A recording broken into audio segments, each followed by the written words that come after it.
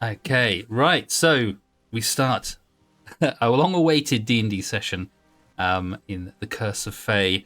Last time we were able to play, you finally managed to complete your side quest and find the doggy. You were able to eventually find. Does anyone remember the name of the dog? Giggles! Giggles. That is correct. Well done.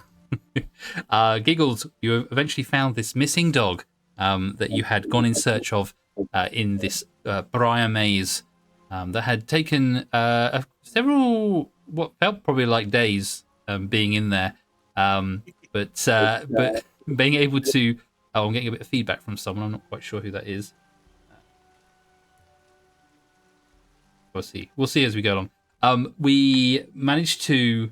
You managed to go through the maze, fending off various dangerous things such as gloom sand, giant boars, two-headed dogs, and we're able to finally.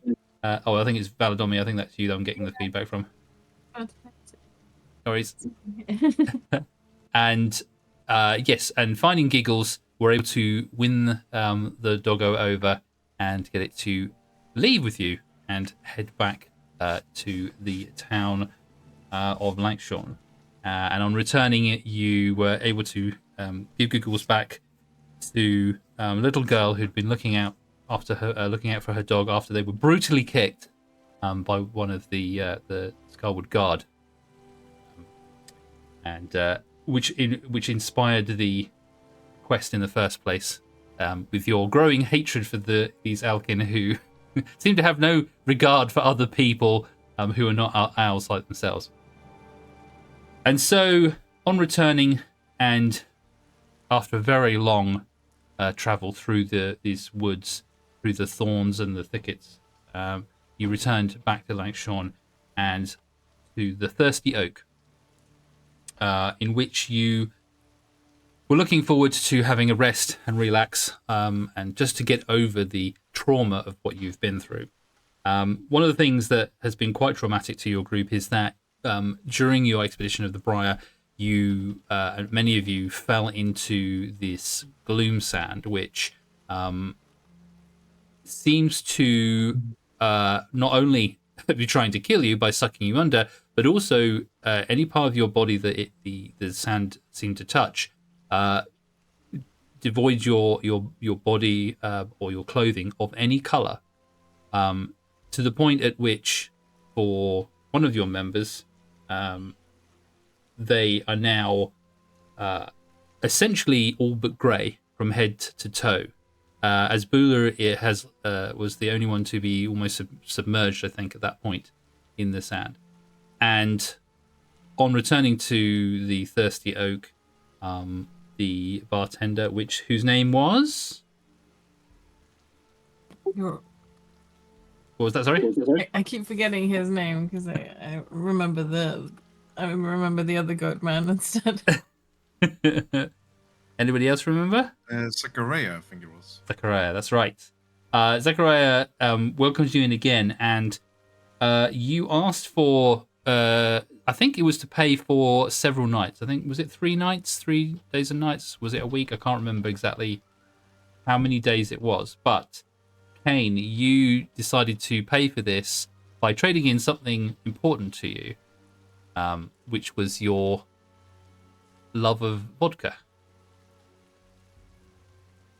Yeah, that was it. That was it. But that was being something that was important to you. The Zachariah took that from you, and now you do not have the same sense or the same liking for this vodka that you once had. Whatever there was that connected you to this alcoholic beverage, whatever drove you to consume it, or your liking for it, is now gone. That has dissipated. Now, how that will manifest with you going forward, that's up to you to decide. But yes, you don't have the same calling to that drink that you might once have had. Your passion for it has gone.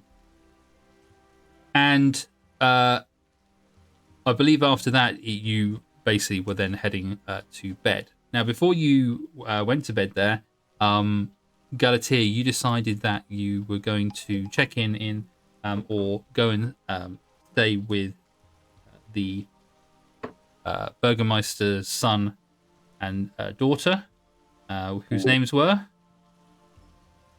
It was Johan. Yes. And I can't remember his sister's name. Sahana.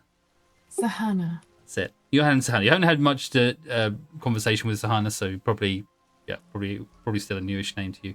But yes, Johan and Sahana, and you were going to go and stay with them for the night, which you did. You went across the town, and we ended with you. Johan would have welcomed you in and offered you a room for the night. Yeah. Galatea would have just like knocked on the door all drenched and like, please can I sleep here? Exactly, yes, and he would have welcomed you in, and yes, and they would have had plenty of rooms in there. The house, the Burgermeister's house, is quite large. It will have the rooms for the family, but also additional rooms for guests and anyone staying over at the town. So I'm sure he would have had a room probably already made up for any guests. So you would have been welcomed in. And then after your this adventure that you've had, still in this strange land that you're not too sure where you're going, what you're doing. The only thing that you're aware of really is the fact that you, as far as you've been told, are trapped in this land that you were whisked away from you assume several days ago. Time's a bit funny here. You can't really tell exactly how much time has passed. There is no rising or falling of the sun as far as you're aware. But you feel like you've been here a fair amount of time. And thinking back to it as you dream, back to the carnival that you have originally were at in Daggerford, you start to wonder about why you were brought here. How did you make it here? What was that storm? What is your goals? What are you trying to do now? Are you trapped here? You've been told you are, but do you know you are trapped? And these sort of thoughts go through your mind as you rest. So you do rest. It's an uneasy rest, but with the trauma of the things that have happened to you so far, you start to your mind starts to wander onto these thoughts, and you're just unsure as to where to go. And so now we come to what your body will tell you is the morning, and you awaken into wherever you laid your head. I think, if I remember, I think at the end of the last session, I think Moira, you weren't there at the last session. Was that right? That is correct. Yes. That is correct. That's right. And so I think I RP'd you asking Galatea when she left if she was not coming to share the room, because you had shared the room previously, and she said that she was had other things that she wanted to do, and so you will have been in your room alone this night. But yes, we awaken. You awaken in the morning. We'll start with the group that are in the Thirsty Oak, and you awaken to as bright as the morning as you previously had here. The same twilight sort of light outside the windows. Really, the only thing that gave you an indication that maybe it was evening time when you came in is that the bar at the area was very quiet, and there didn't seem to be much or if any food being made at that point when you came into the bar in the evening the previous day.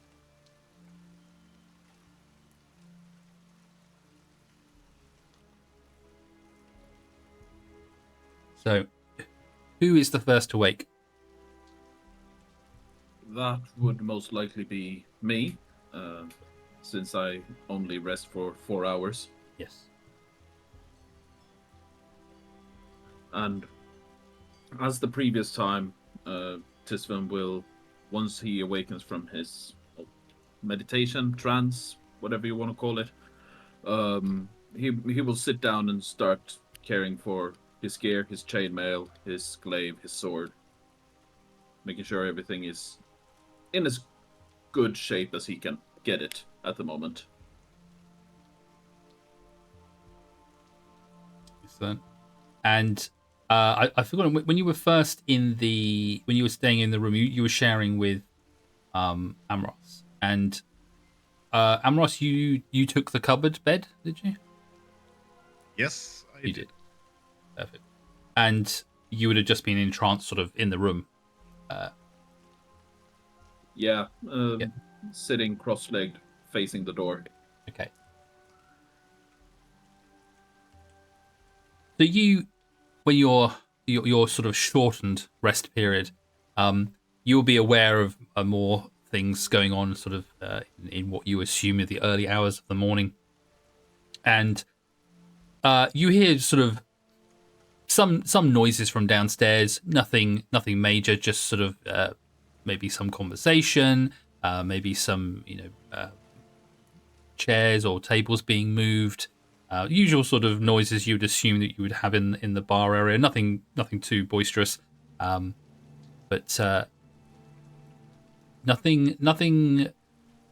One of the things that you had noticed going around the town in the little time you have been here is that there doesn't seem to be much going on in town. There seems to be a general lethargy around amongst the people that you have seen within the town, and whether these people don't have jobs or don't have goals in life, you're not quite sure. There were definitely people who were tidying up, sweeping the porch and their houses, but there was a general kind of relaxation, unusual relaxation in town. People didn't seem to be bustling around or going off to do anything particularly. They just seemed to be hanging around, which is kind of unusual in any sort of town, even this small one.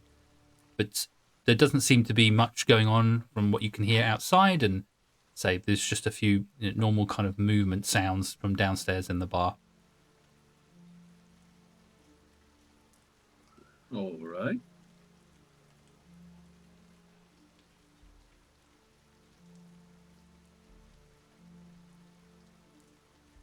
And Moira, you are sleeping in the other room. I don't know if you slept on the roll mat last time or whether you wanted to take the cupboard bed. I probably would have taken the cupboard bed. And as I wake up, has oh god, shame on me. Galatea? Galatea, Yeah. has Galatea returned? I would think you were probably staying over, weren't you? Yeah, not yet.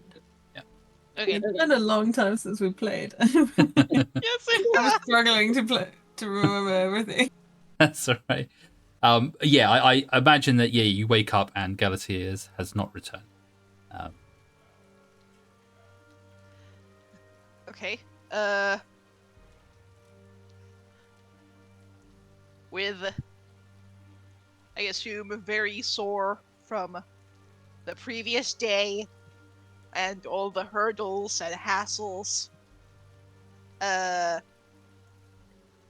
even after sleep, Moira does not have too much energy to begin panic over Galatea not having returned yet. So she's just like on autopilot, just gonna start doing her morning whatever yoga. He. At some point, her back does a crack. You know, like when you stretch and there's a crack. It's like, oh, okay. Is it one of those good cracks or is it a concerning crack? A good crack. Cool. Nice, good yoga crack. That's it. Sometimes it's nice when you get that kind of that twist and then you feel that cracking, like, oh, I just released something there. Ah, fantastic. Yep. I love this so much. Excellent. So you're busying yourself, getting ready, doing your stretches, doing your normal morning things. Amaros, how about you? Are you an early riser, or would you have laid in? Kind of depends on how tired he was.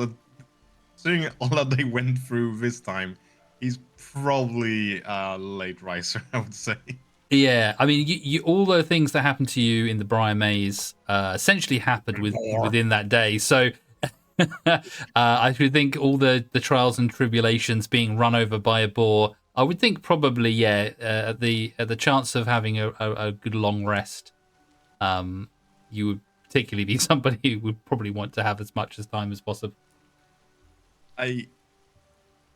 Just for role play, when Amros emerges from the, let's say, is it closet or cupboard? I completely forgot. It's like it's a cupboard, yeah. It's got like two doors that you open and then you climb in. Yeah, when he emerges from that, Tiso will most likely see that Amros' hair is a complete mess, like proper, just bed hair mess. And the moment he sees a window, goes, "Oh hell no!" Grabs the wand of Prestidigitate from his backpack to try to fix it. He doesn't have a comb. Yeah, easy enough with Prestidigitation. Yeah, you can straighten out your hair and get it looking perfect as you would like it to be. And that removes one more charge from that. I have 5 charges left on that. Okay, perfect. One thing I noticed about prestidigitation, by the way, it lasts an hour. Oh, well, there you go. So I used that last time to get the mud off. Right. I'm assuming it would have come off in the rain anyway. But Yeah. Any of the excess that you were using, yeah, you would have probably washed off anything that's there as well. But yeah, you would have probably cleaned yourself up pretty easily with the prestidigitation during that period of time. So. Yeah, I was just wondering if it came back again. Like, No. It appeared again. No. The spell allows you to use it for that hour, but not. It doesn't like undo under an hour after. Okay. So I was just wondering if Amoros's hair would like poof back up. Yeah, after an hour it goes back to how it was again. You're like, I will probably in an hour. Yeah, it depends on what you do. I mean, yeah. An hour later, bro. Cool. So you're getting up, sorting your hair out as Tisfan is. Well, you've probably been up for a little while, Tisfan. Do you have like meditations that you do, or is there any routine you do in the morning while you're waiting for the others to wake up? Well, fixing with my gear and then praying to my goddess. And praying to your goddess. And then in the other room, we have Kane and Bula.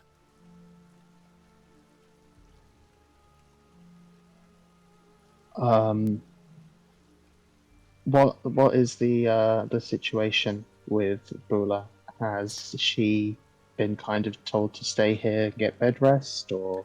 So essentially, what I would say is that due to a lot of things don't seem to phase Bula, but when you entered the bar, I think it was obvious that Zachariah was possibly staring at Bula, not in a weird way, but just a sort of taken aback by her look, and that obviously having seen her previously and now seeing her discolored, being someone from this area, he probably has an idea of what might have happened to her, and so he would have essentially said to Bula and to you, Kane, if you were around as well, that he was concerned that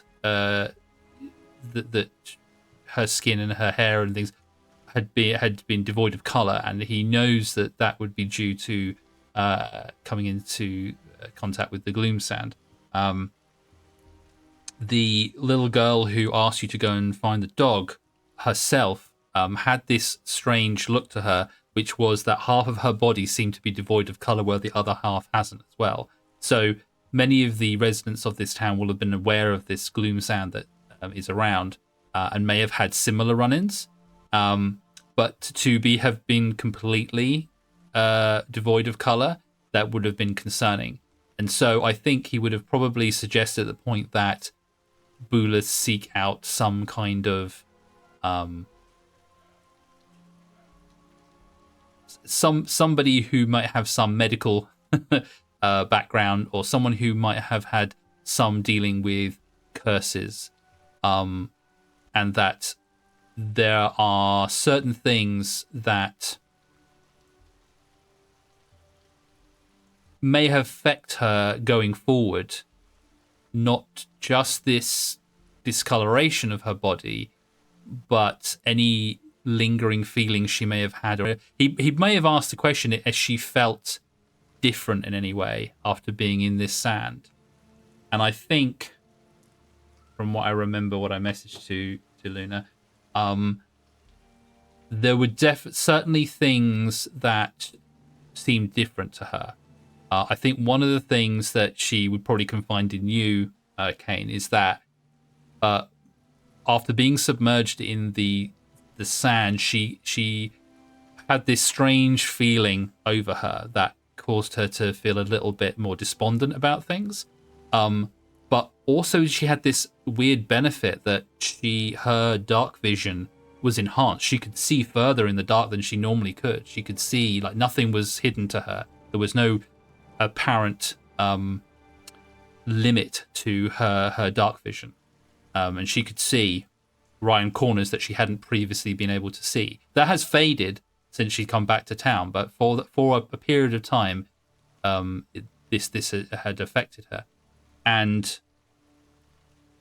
when she divulges this, Zachariah becomes very sort of worried. And I think at that point he would have said that perhaps it would be unwise to continue not knowing the full extent of essentially how this might affect her going forward. And so it may have been that he advised you to perhaps rest at the inn as long as you can, and maybe seek out somebody who had some kind of dealings with curses or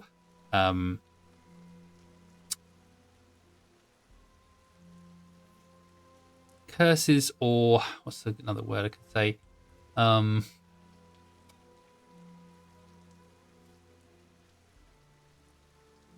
Basically just, sort of a blight or something on you, something that is basically like consuming. And so there was the worry that, knowing a little bit about the land and about this area, there seems to be this sort of something that is affecting the land around them, and anything that is related to that might have a negative effect or have some issue with them going forward. And so the crux of it was that essentially he recommended that they not go too much further, because he's never seen somebody who has been affected as much as Bula has by this, and it would probably be unwise to continue going on the journey until you consult someone who may have more experience with something like this. Okay, so maybe I know we don't have these rooms forever, but I guess for as long as we have these rooms, she should probably stay within it. Yeah. Maybe I don't know if she necessarily needs bed rest, but it's probably best she doesn't go outside and expose herself to any more cursed landscapes. Yeah. I think he would probably say it would be fine for her to stay.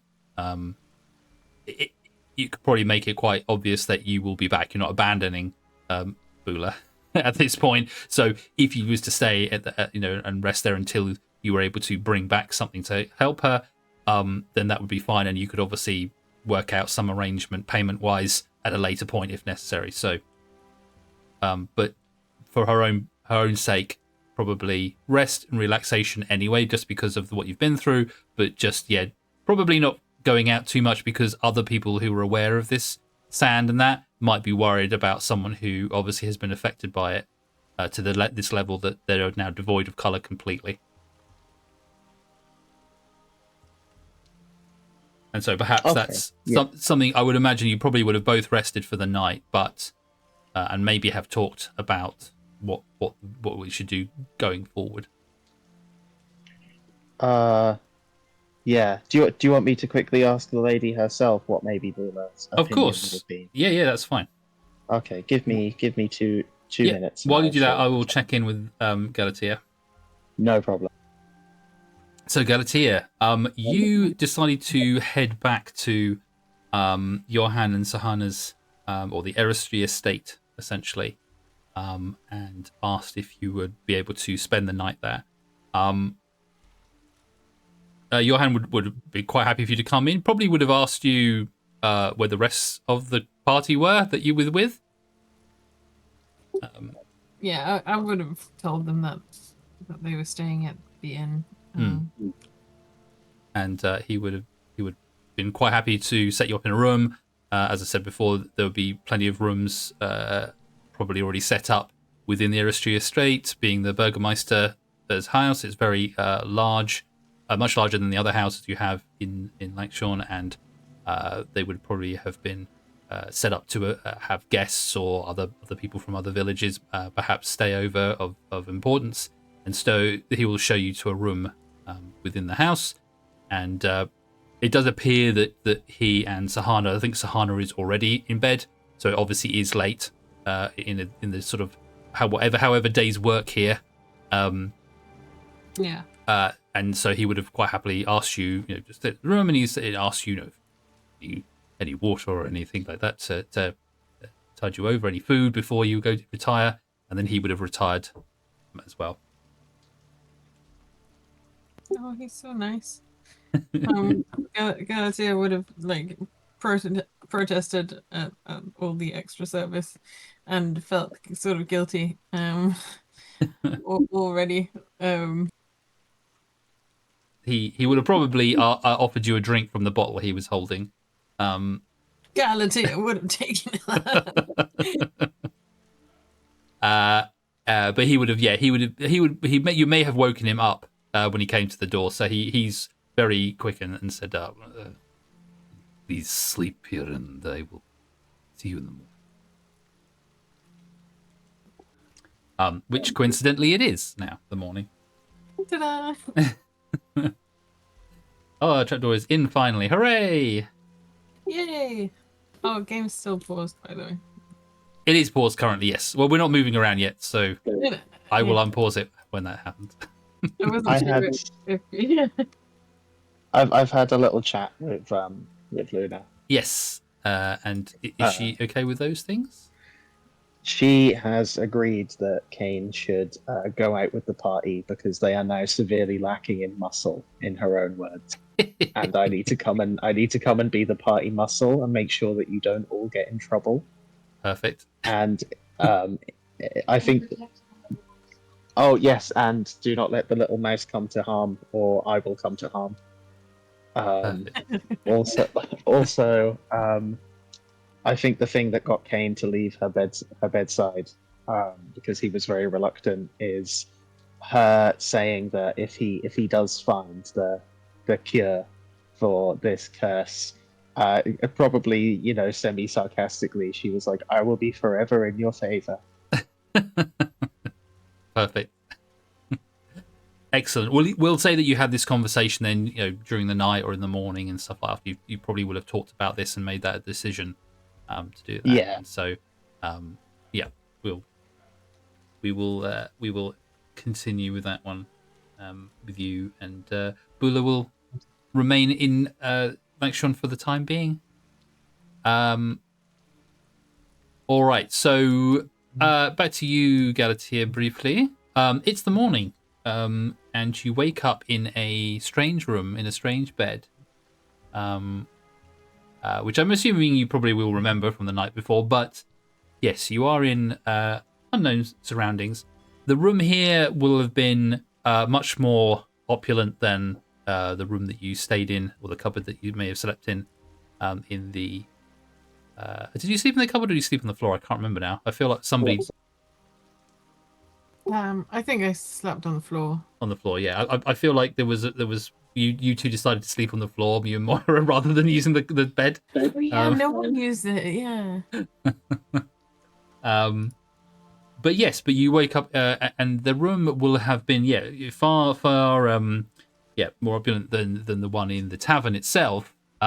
Nothing like super impressive, like it isn't four poster bed and with the best materials and that. It's still simplistic, but it is your own room, which is much larger than the room that was offered in the tavern. The bed is a nice big double bed, but it is might smell a little bit musty, just because the room has probably been shut up for a little while. It obviously haven't had many visitors for some time, but it's still a nice room, and probably has its own washroom closet sort of attached to it. Honestly, this is way nicer than anything I'm used to. So. But yeah, so you wake up in what you assume, I would imagine, your body tells you is the morning. Yeah, I'll sit up and for a second be a little bit panicky, trying to work out where it is I am again. And then remember. And just take a look around the room and collect my things and do my best to tidy up after myself. Make the bed and everything. Nice. Galatea is not used to any of this. That's not your usual. It's not your usual bed that you normally sleep in or anything like that, or even inside sometimes. What bed? Exactly. But yeah, you do those things. You make sure you turn the bed down and put it back as it was found. Yeah, and I'll head out and see if the other two are awake. And as you come into the main room, you don't see. Well, first of all, when you come out, it's fairly quiet. You don't really hear anyone there. But as you come into the main room where you were previously, you still see the coffin laying on the table in the center of the room, where you know that the Burgermeister Orhan was laying previously when you came in, which is Johann and Hannah's father, who's died recently. He's still laying there in the coffin on the table. Wonderful. He's probably covered. It's probably closed currently, but it's still laying there and there. And as you walk past the door to what was a study or an office or something like that, which I believe is where you saw Johann before, you will see Johann laying. Still, it looks like asleep. A bottle sort of just loosely on the floor, obviously empty now. And he seems to be still snoring. Oh.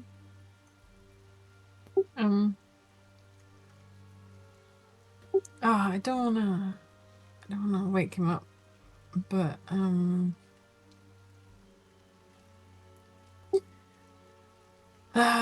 okay, I'm gonna write a little note.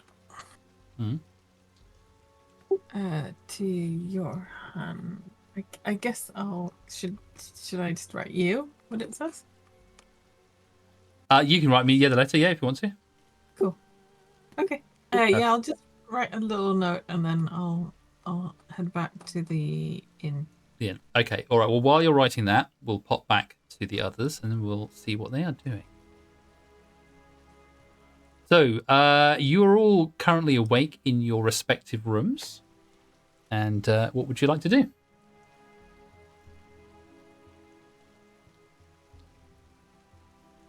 Moira tiredly waddles to the bar area. Yes. And when you come down the stairs, there are a couple of people in the bar. currently having what looks like a simple sort of breakfast.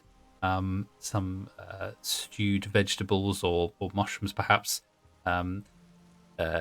Something light, and no one seems to pay you any mind when you come down. But Zachariah obviously sees you from behind the bar, and he says, "Oh, welcome, welcome, my friend. Did you sleep well?"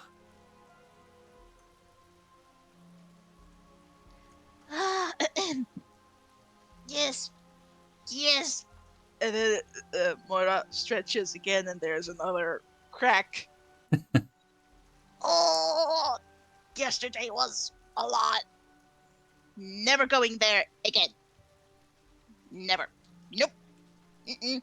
Nah. And then she's just kind of waving her hands just mindlessly by herself, like, nope, nope, nah. Very good. It sounds like this is probably the best course of action. Your friends and yourself obviously had the run-in, and I would say it was obviously something you could handle, but obviously some of you were a little bit worse for wear than you probably wanted to be. But I am happy that you have chosen the thirsty oak to once again reside and take a rest. And speaking of which, would you like some breakfast, perhaps? I'm sure Alyssa would not mind rustling you up something to eat. Please. Very, very good. Is there anything particular you like? Alyssa has a very wide repertoire of foods that she could probably make you. So the others, and he'll point across to the couple of people who are sitting in the corner. It's a very simple breakfast. Is stewed mushroom soup, perhaps you could have, or we have breads and we have cheeses, and it depends. What you are you in the mood for this morning?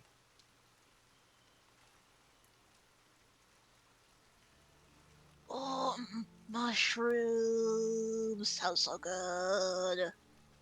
Yeah, very good. I will get her to make you a fresh bowl. Are your friends, your comrade, are they coming down? Are they joining you this morning? And Mora's kind of looking around. Oh, I'm the first one here.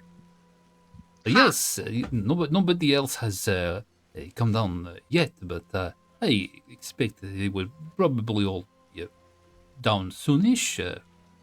Usually, parties come down together. And, this is no matter. I will go and tell this sort to create some more soup for your friends when they arrive as well. This is no problem at all. And he will just sort of shuffle his way into the kitchen to let Lissa know. I'll say just as soon as he leaves, Ambrose opens the door to leave his room.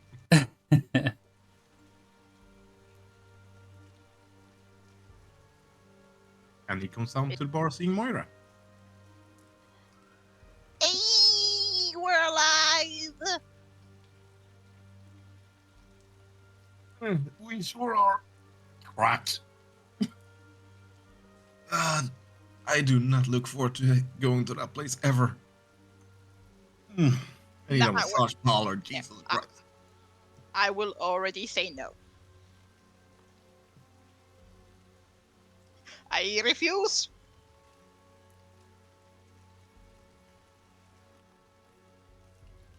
How does a place like that even exist?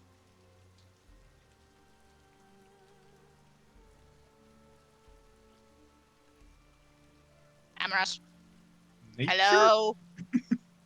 Ambrose Starts not really waving. sure what's going to bring him up.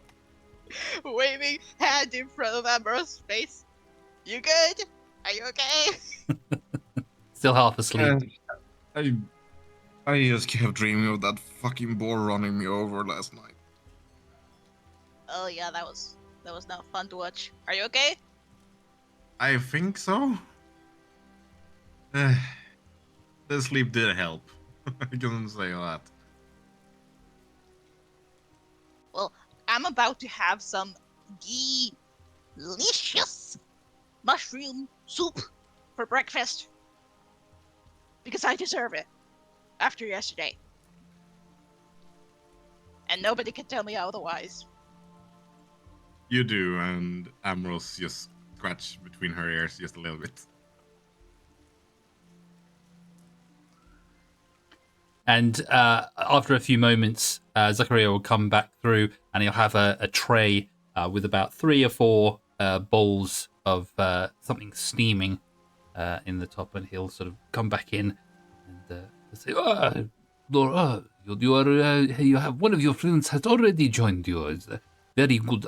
I have several bowls of hot soup and bread. Can I offer you a bowl for breakfast as well? I would love to. For a second, I actually wondered, is Mora gonna eat all of that? Sorry, I assumed that the rest of your party would probably want some sustenance this morning, so I have brought enough for all of your friends. But if you do not want it all, there are plenty more here who would sup this up. So here, and are you where are you sitting, at the bar, at the table? Was it? I say we sit as a group. So I'll let the lady pick where he sits, and he looks over to Moira.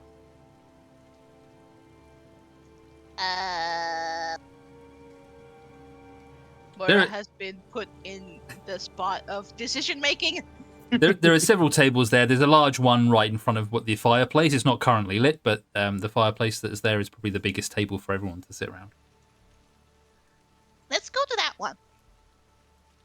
Perfect. And the large like goat man will kind of come over, and he'll slowly put the tray down. And now that he's behind in front of the bar rather than behind it, you can see that he's actually very, very large, much larger than you see. He's probably sort of either squatting or sitting behind the bar, because when he's actually standing up on his hind legs, he's actually quite tall. I forget what I said now, but he was about 7 or 8 feet or something when he's actually standing. And he slowly sort of shifts himself over and puts this tray down, and then moves back again, trying not to knock any tables or chairs over as he moves. He says, "Here you go," and he puts these bowls, 4 bowls, down on the table.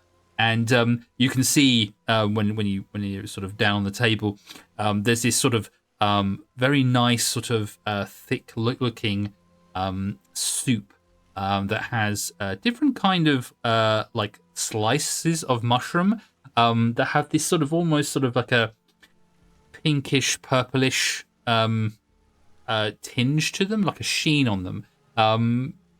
They look like mushrooms in any other way, and then they've just got a little bit of greenery sort of sprinkled on the top, and then a little drizzle of what you imagine is some sort of like cream, maybe, or white sauce that's sort of drizzled backwards and forwards. Very, very looking very like upmarket for what you would imagine a normal tavern would probably produce.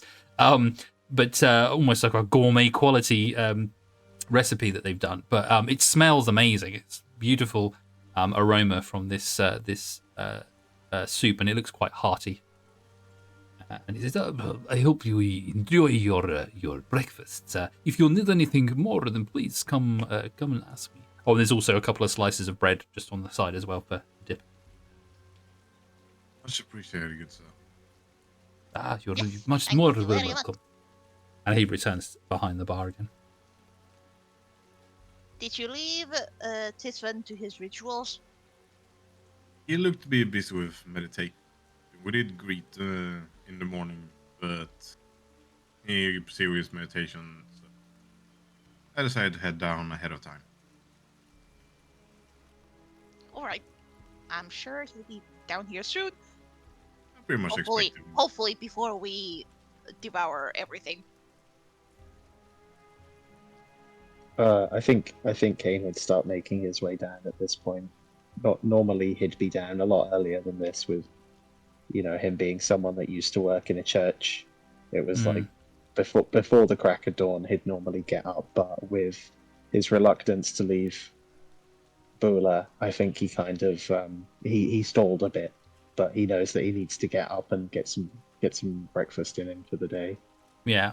He's almost like kind of it's taken a back seat because you want to spend as much time with Bula, knowing that you're going to have to leave her there. So your normal kind of early rituals have become more of a I need to stay here as long as I possibly can because I know once I've gone, I don't know when I'm coming back next. Yeah, exactly. And I think even his morning prayers were maybe a bit hastened so that he could spend the time with her. Yeah.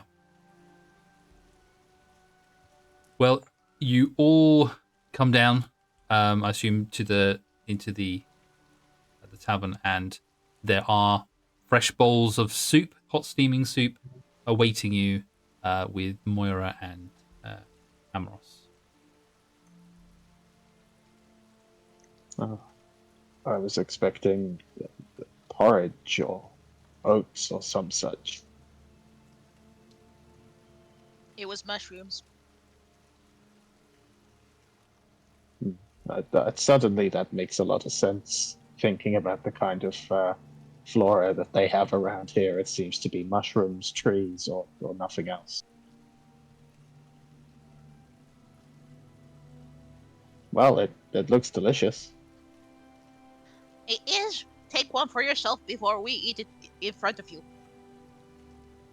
Where's Bula? This is most unusual. I've had bread for breakfast before at the church, on occasion, but soup was normally served to people that came to our church, not consumed by us. But I'll take it, I suppose.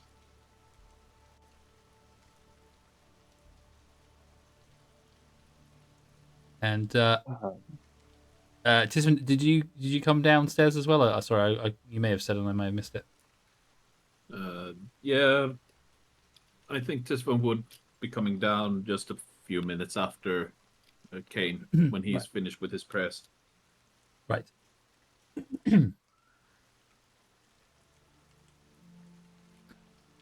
Morning. Bond. Mouthful of food. All right. Is any of this for me, or is it? Do I have to go get my own?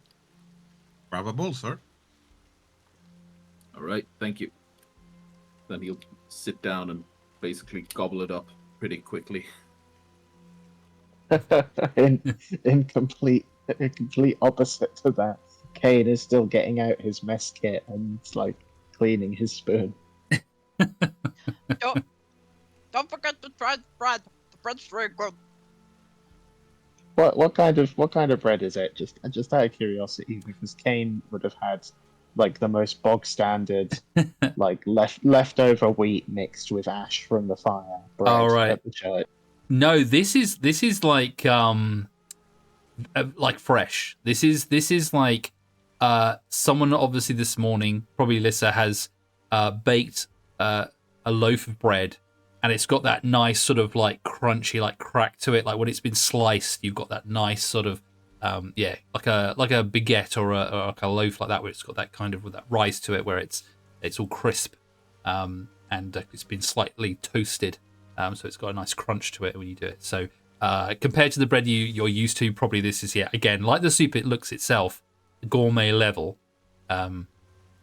compared to other food that you've seen in the past.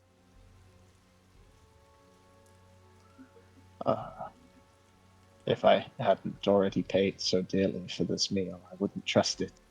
It looks too good. But those of you that do eat it, it is a very hearty meal. Even those of you that are a bit sort of dubious about mushrooms, maybe, and you're like, not sure if I like mushrooms, it has a very, I mean, being a warm, sort of a thicker soup anyway, it's a hearty meal. Like you feel full after you've consumed this. But it's not sort of overpowering the flavor. It's just a very nice, warm meal.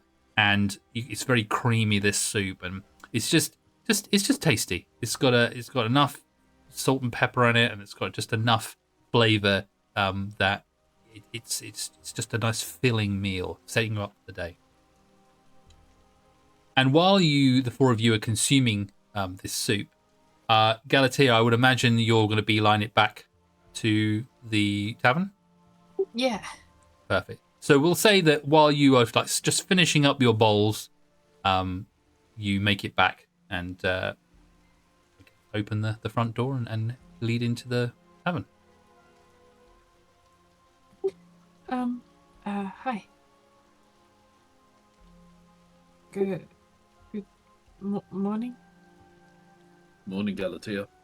How are you today? Well, you know, still stuck here, but,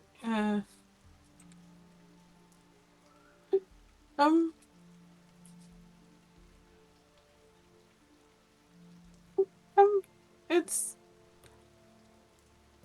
yeah. I understand. Sit down. Have something to eat. Oh, thank you. I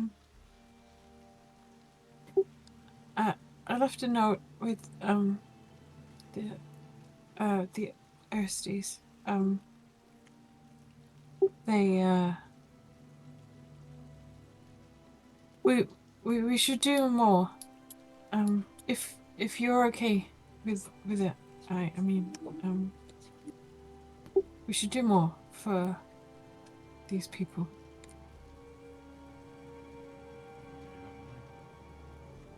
Galatea seems like both a little flustered, and determined at the same time.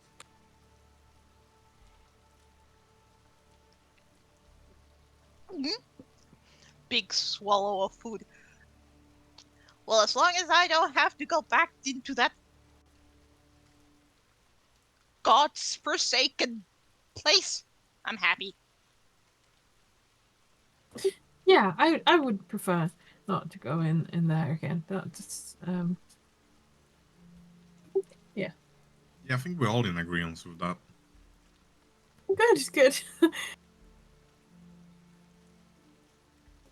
How are you all? Where's Bula?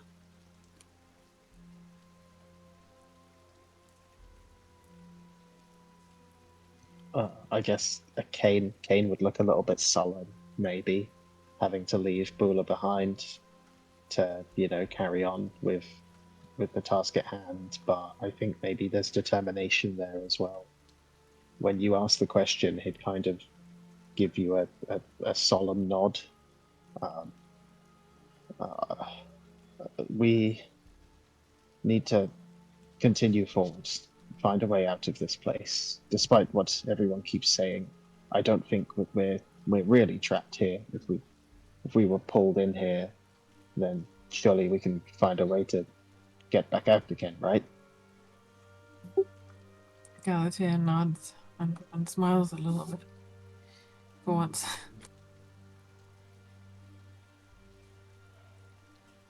I'll just keep eating my bread.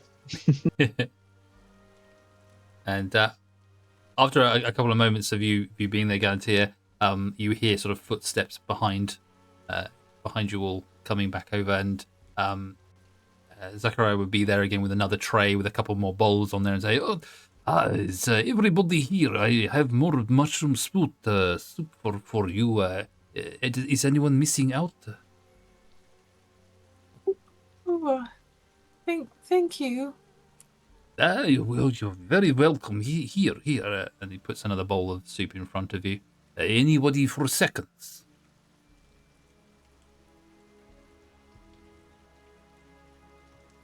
No? Okay. And then he wanders back off again to the kitchen.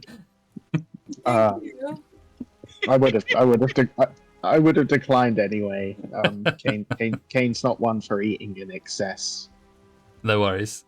He will have a bowl sent up to Bula as well. Moira's still slurping the soup. That's good. I'm glad that she's getting one too, because before we left, that was going to be something that Kane was going to do. Yeah. No. Well, I think whatever conversation you had with Bula and between you and Zachariah as well, he would have made sure that she was being. You'd have basically agreed that he would help look after her and feed her and let her stay there and whatever she wanted. Okay. But yes, so you all enjoy your mushroom soup, your hearty breakfast, and what would you like to do? Oh, that's it. We'll just like shovel in the food and start talking.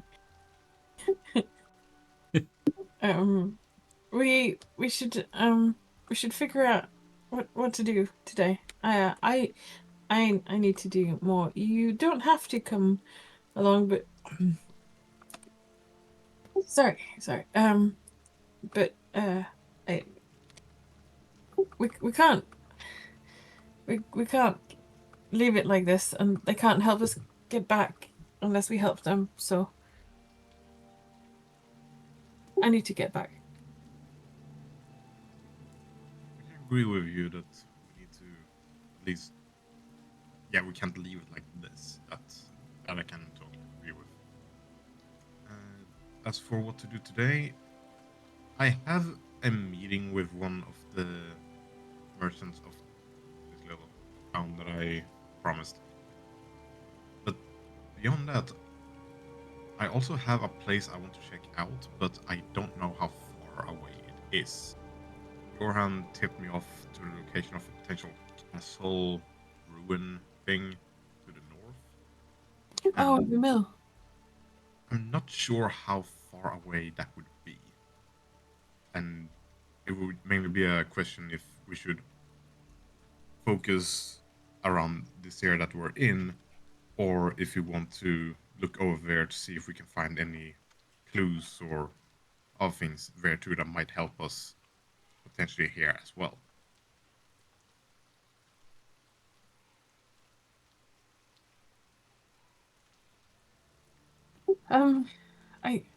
I think helping out with the mill is probably good.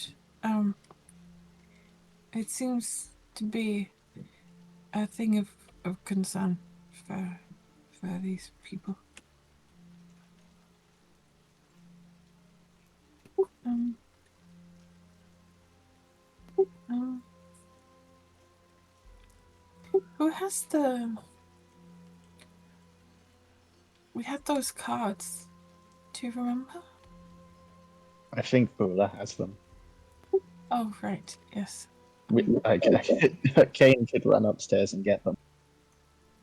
That's probably a good idea. I think we should look for the creature as well. Ask around, you know.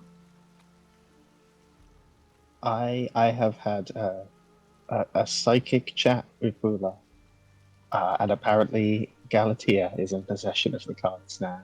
They were handed off to them. Oh yes, right. I have them. I forgot for a minute. Been too long. Just pats all the pockets and all the Ah, satchels and here they everything. are. Oh, there they are. On the inside pocket. We always forget to check that one. There you are. Yeah, that pocket. Yeah, right. Just had to keep them safe. So. I feel that. I'm gonna show them to everyone and I ask if does any of this mean anything to you? They're not in order anymore. I don't know who drew what, but we got transported here just after this, and they're here, so maybe they're important.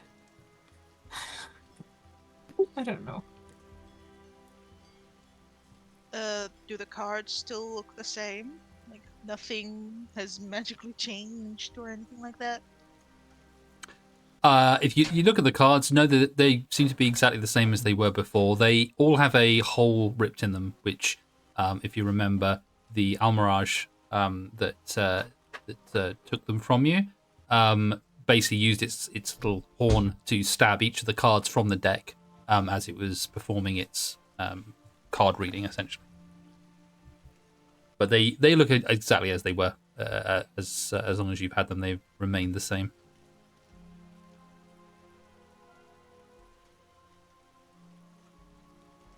And I believe that at some point you did actually, I think when you were back at the Aristry estate, I think you did look at the cards. And I think I gave you kind of like a brief description of what the imagery looked like.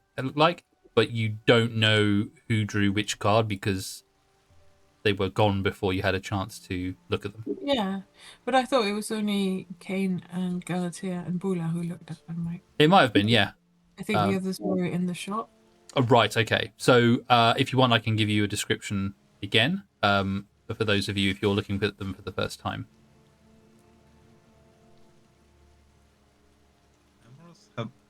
I've been looking in the card menu, and Amros is kind of noticing that some of the cards have overlapping symbols, like the Necromancer and the Enchanter has the same star, and the Beast and the Broken One has the same crown.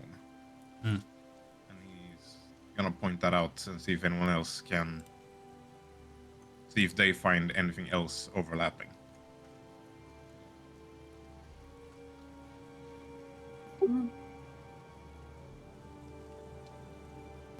No. I was never good with puzzles or things like this.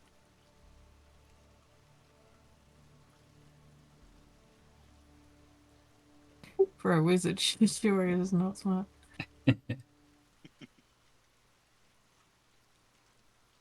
Is there some kind of check that we can do for a hint?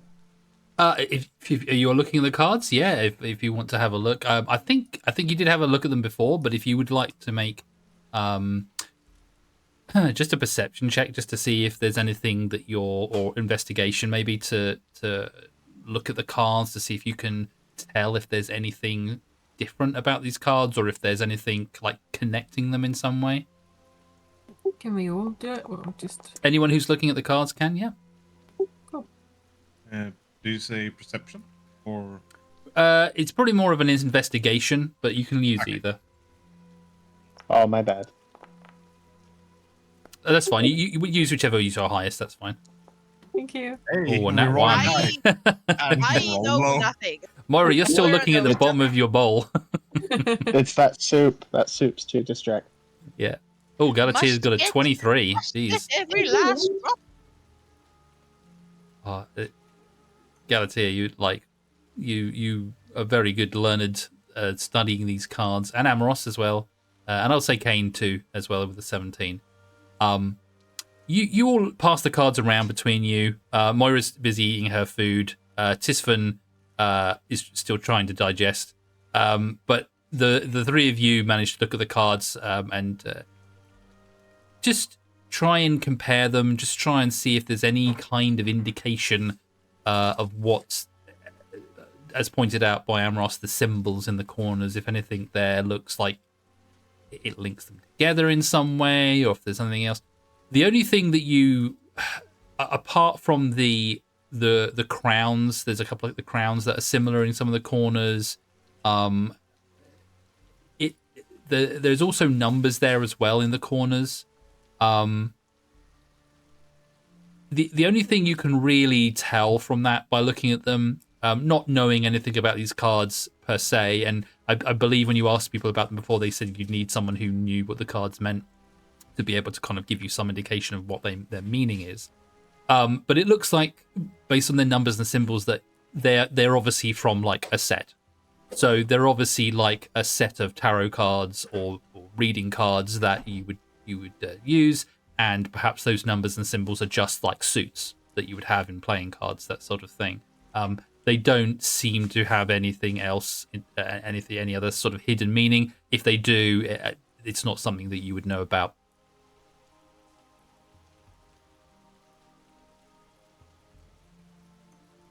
Okay. I'm just gonna point that out, but yeah, I feel like we've covered everything. Really. Yeah, I think I would say your best guess from those looking at them, unless having somebody who knows how to read tarot cards, you would say surmise from that basically that's nothing. There's no secret hidden meaning there. I think they're just the number of the cards. Like you would have a suit of cards for that particular deck. Yeah. And as you're having the discussion, once again, Zachariah will come over and he will just ask you, have you finished with your bowls? Can I just tidy up the place for you? And he'll just reach across and take any empty bowls. And, yes, thank you. And Amos will reach up his bowl to him. You don't have to kneel down. Thank you very much. It's very, very kind of you. And may I inquire, what are your plans for today? Are you going to spend your time getting into trouble again, or are you going to enjoy the town? Prefer staying out of trouble today, I would say. Yes. But It is. life is nothing but chaos, and no one knows what's gonna happen. No, that is true. No one knows what is in the future. That is one of these things. That is, but I think it makes life worth living. Those little unknown things that are coming along, keeping life interesting. And we need things to keep us interested here. Being cut off from the rest of the Feywild, it is one day does blend into another, as you can imagine. And, I think I only keep my sanity because I run this place, and having new faces every now and again coming along, it keeps my days full. But for others here, it is. I can imagine it has become very stale life here in the Fey, the cut-off part of the Fey that we are in. But that does not mean it is without its own merits. There are many things to look forward to. Even today, there are things around town that you can see, you can look forward to. It is. I believe the market is on today, for instance. It is only here every now and again, but it is something that people look forward to. Oh, thank you. We should have a look. Of course. Let me take those additional balls. Clear this away for you. You can make your plans. Oh, do you happen to know anyone who can read cards or fortunes? Oh, read cards, fortunes. Let me think. There is somebody that I know. Don't ask me where they are, but I had the name of a Madame Katrina. She is someone who used to, not frequent this town, but someone who used to live around here. I am not the best placed person to say. I do not leave this town very often. Perhaps if you were to inquire with one of the merchants in town, they may be able to point you in the direction. Perhaps they have had more to. They have had more in common, more to talk about via trade, or maybe they had frequented their shop. These people are more usually dealing with comings and goings than I am. But yes, I feel Madame Katrina, I think, was her name. Yes, she was some sort of card reader or of some sort. Is Madame Katrina the goat lady from the other place? From the from the carnival, yes. Yes. Okay, Galatea is just gonna sit there and stare at him for a minute, and then she'll be like, "Did she have horns and little stooped over, quite short? I think Well, as I say, I have never met this person before, but people who come and they go and they speak about things, I pick up things from what they say, conversations in the bar. But I know the name, but do not know what she may look like or anything. I'm afraid. But as I say, perhaps somebody else, somebody who is a trader or someone who travels between here and High Top or something like that. This maybe maybe know.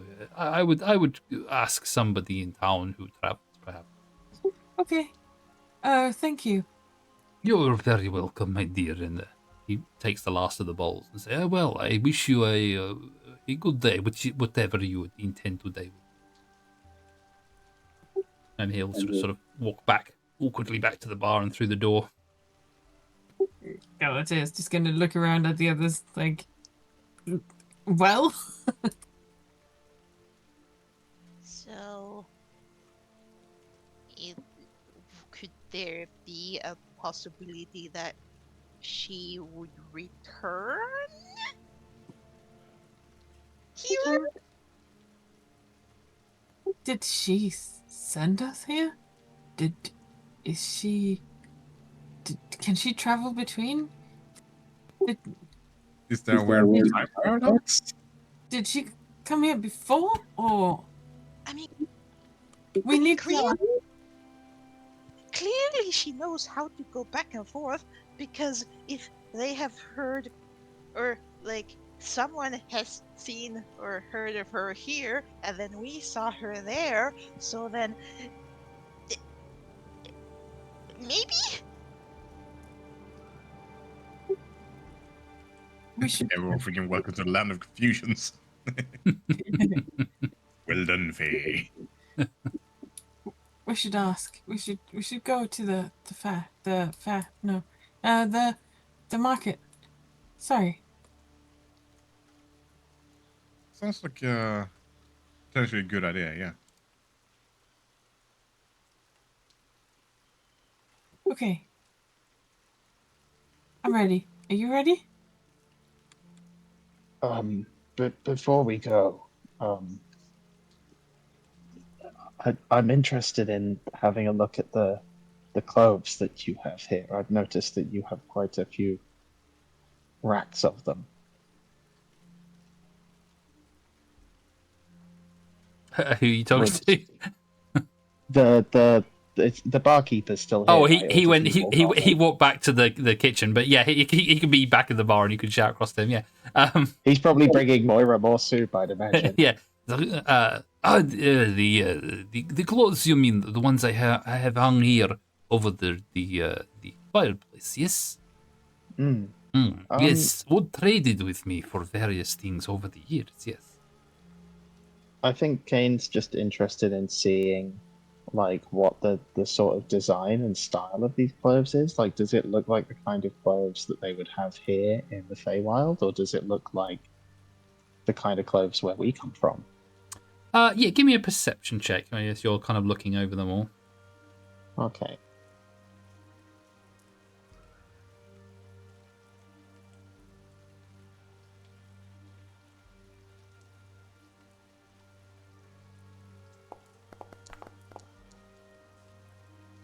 Yeah, the 16. Yeah, you look at the sort of the clothes up there. There are various pieces of clothing, all of sort of different colors and sizes.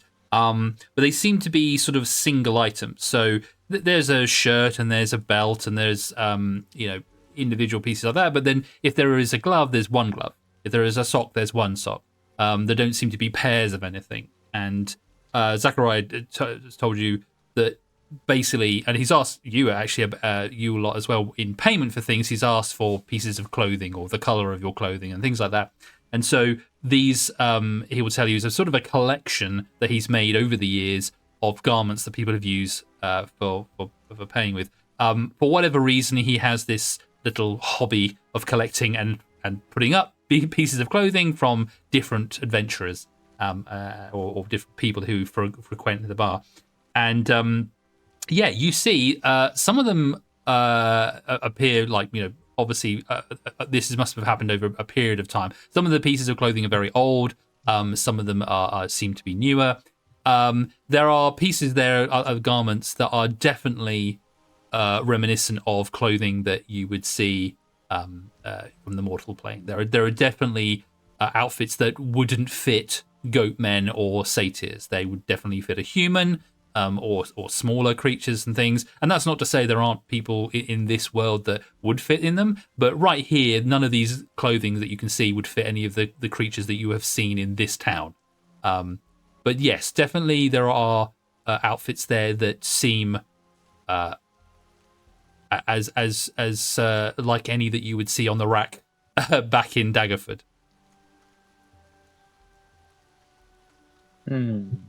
Okay.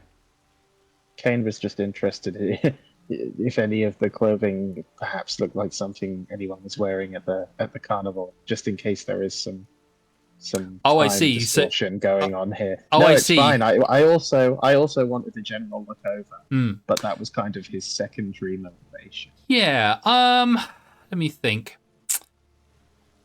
I would say that. I mean, people at the carnival were pretty much wearing their casual clothes. So it was for the people who work who live in Daggerford, they could have been wearing any kind of clothes. There wouldn't be anything specific. If we're talking about someone who maybe worked at the carnival or something like that, I would say that yes, you probably would see maybe a piece of outfit, maybe like a long glove or perhaps a shoe or something like that they have pinned on there that is a little bit more like from a circus, or a bit more sort of flamboyant than you would normally think someone would wear in day-to-day life. And those pieces don't appear to be maybe quite as new as some of the other pieces that are there. It's very difficult to sort of tell the age of it, because if I hang a shoe up on the side, it's not going to change much within a year of it being there. Perhaps if it was in direct sunlight or something, you might see that there'd be some discoloration from it. But the only thing you can tell from these pieces that make you think that it's been there for a while is because it's been pinned over kind of like this fireplace that's there. Over time, when the fire has been there, soot would have been, a little bit of soot would have been on the underside of some of these pieces of clothing. And you can see some of those pieces are the ones that look a little bit more flamboyant, like fair-like. There does seem to be a little bit more of damage over time from soot and smoke on the bottoms of these particular pieces. And so they look to you as being there like a little bit, who knows how long, but maybe several years may have been laying there. Whereas some of the other fresher pieces that you see on there don't seem to have hardly any damage at all.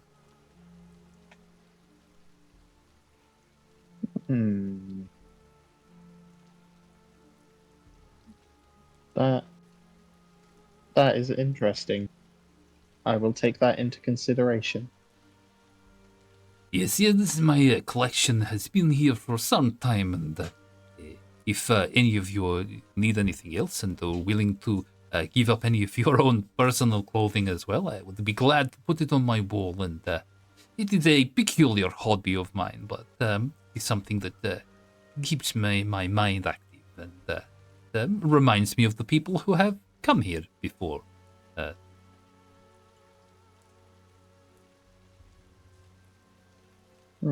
Well, I suppose everyone has their hobbies. Yes. Some people collect all sorts of things, especially here when we are cut off from the rest of the world. You'll find many people here in the Feywild who have a liking for certain things, whether it be colors of things or experiences or memories, perhaps even as well. People trade all sorts of things for having new experiences that they sadly no longer able to enjoy as much as they were being cut off from the rest of the Feywild.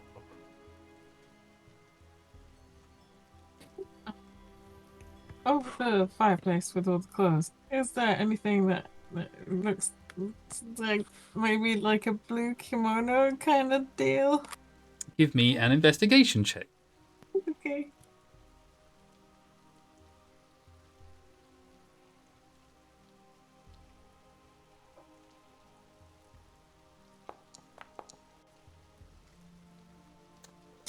Why does it always roll that last bit? There's quite a lot of clothing on there. There might be like a blue. Is it a belt? Is it a sash? Something like that, maybe. That could be, but could be anything. It could have been off anyone's clothing, really. You don't really know if that's part of another piece of costume or not. I'm just gonna sit and sulk.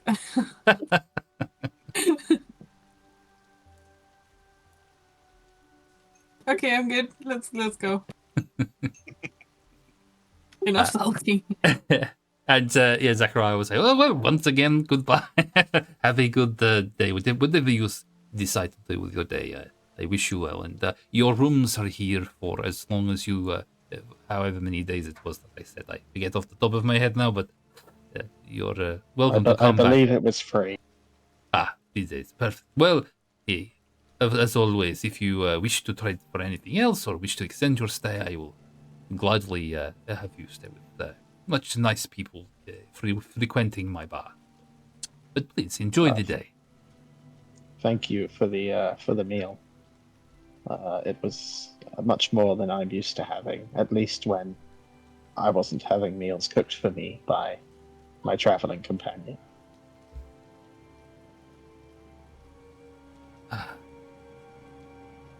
Well, I must be going back to the kitchen. I will pass on your appreciation of the food to Lisa.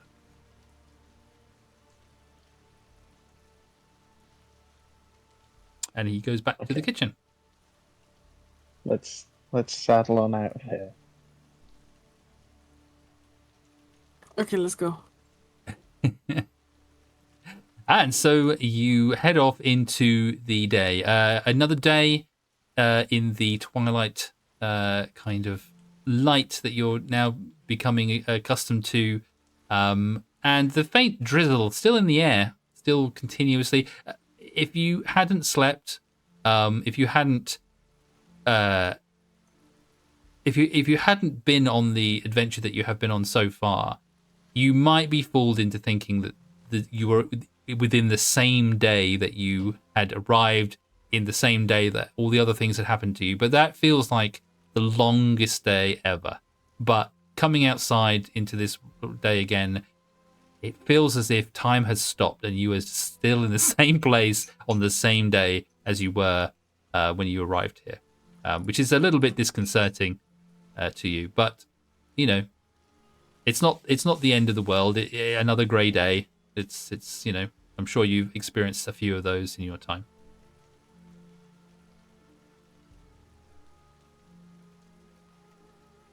And where would you like to head? To the market. Okay. Well, you have free reign to move yourselves whenever you'd like to on the map. I just realised that we could. So when they say the market, those of you that have, I mean, I think you probably all passed by it because of the way that your hand took you to his house. But yeah, you will know that in the centre of town there were several sort of market stalls or barrows that were all covered over that weren't currently being used the last time you came through. But I'd imagine that you could probably work out that that's most likely where you will find the market. I don't want to go past the owl people. Are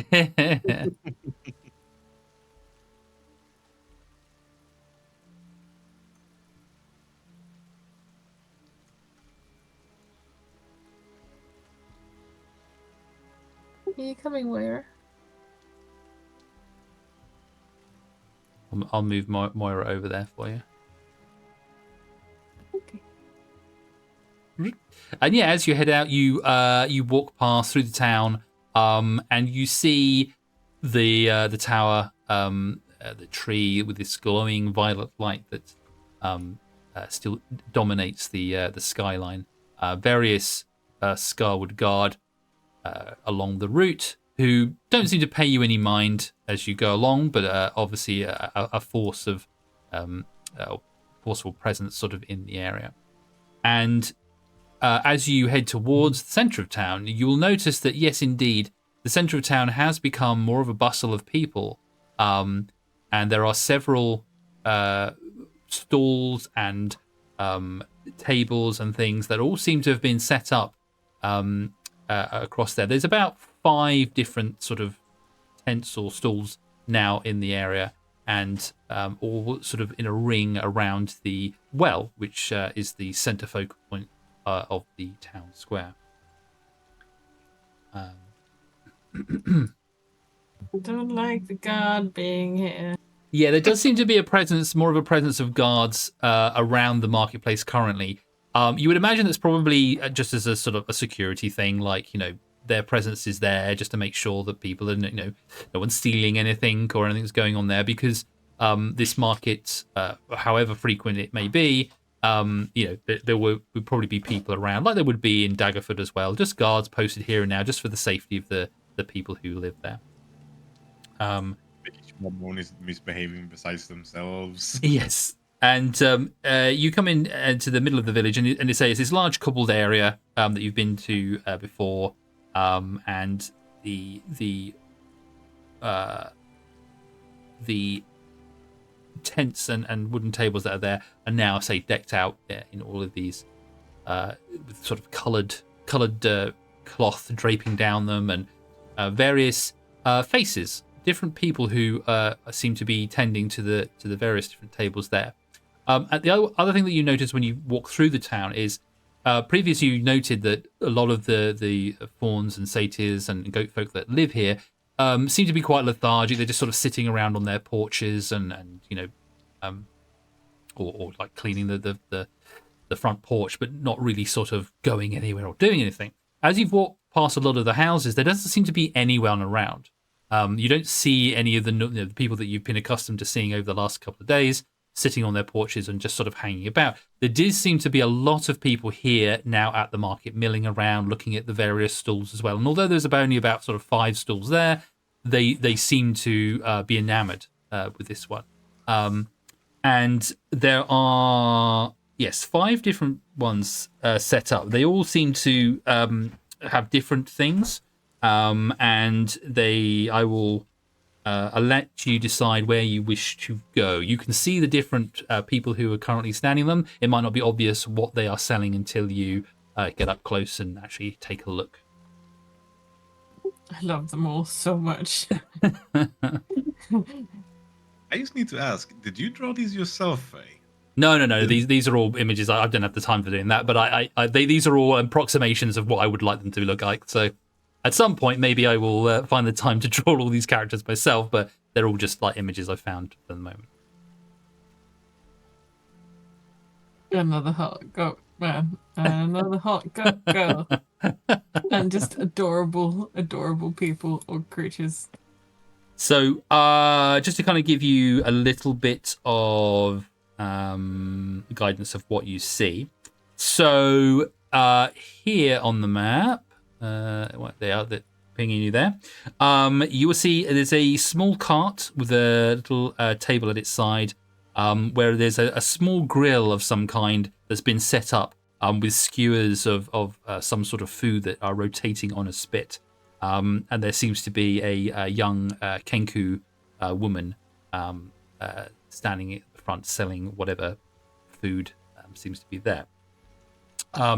There is, at this point here, there is a large wagon with several crates of what you imagine would be produce dotted around. The wagon has this sort of red canopy over the top of it, and they have sort of they're like food stuffs that seem to be sort of on display on a shelf just by the side of it. Next to that there is a large square table underneath, which is a kind of a blue sort of cloth that sort of drapes down and touches the cobblestone, just sort of thrown over this table just to kind of decorate it a little bit. And it's covered in what looks like an assortment of finely crafted wooden items. And sitting by the side of it is a quite burly satyr man. It looks about in his sort of equivalent of about 50s. And he seems to be whittling something with the wood as he sits there. There is, at this point here, there is a sort of a tall round tent that's sort of covered on all sides by a sort of colourful sort of violet material. Other than that, you can't really see anything. There seems to be sort of an entrance where this sort of soft material hangs down, but you can't really see who is in there. And over this side here, there is a kind of a very wide lean-to tent with a green canopy, and that has sort of wooden struts that kind of hold this canopy up above it. And there seems to be two young fawn women who are selling, looks like wooden items of some sort, or a mixture of different items there. And they have this very long table. For whatever reason, there are a few people dotted around at the various different tables, but this particular one with these two foremen seems to be very busy. There seems to be the majority of the townspeople that there all seem to be crowding around and almost aggressively, like wanting to buy whatever is on this table when you're currently standing there. But that's essentially what you see. And there's a few of the Scarlet Guard who are sort of just dotted around. Not the guard that you saw before, Kane, you and Bula had run into. These seem to be other Owlin. He stood out. He had sort of a prominent crest or look to him that you say. These seem to be just Owlin in general guards. I think Kane's side-eyeing them hard, but he doesn't say anything. What was the sight of the major prick that we faced before, or that Bula and Kane faced before?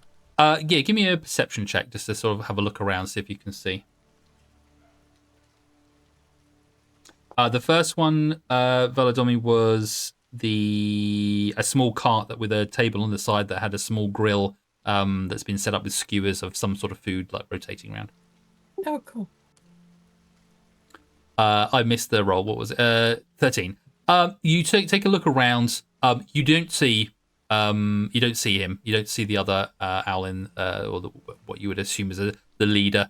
And when you pass by the tower, he wasn't standing outside the tower either. These Owlin don't have the same crest or the same kind of.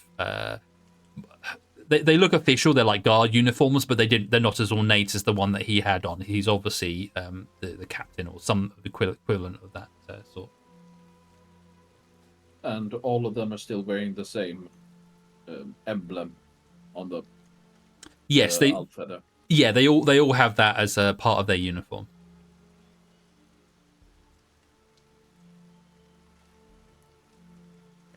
Galatea has gotten to just about in the middle of the path over here and just like frozen. It's all a lot. It's all too much. Yeah, they're the stalls by themselves obviously take up a little bit of room on here, but it's the people that are taking up the majority of the space at the moment, mixed between this area and the well, and but it does seem, oddly, that this market obviously holds a lot of interest for the people here, perhaps because it is something that they look forward to, that breaks up their monotony of their normal day. As Zachariah kind of explained to you, that being cut off from the Feywild, experiences and things are very limited now because they don't have a lot of different change. There's not a lot of different people. They know that they can't go out within the borders, and so anything new is a break from that monotony.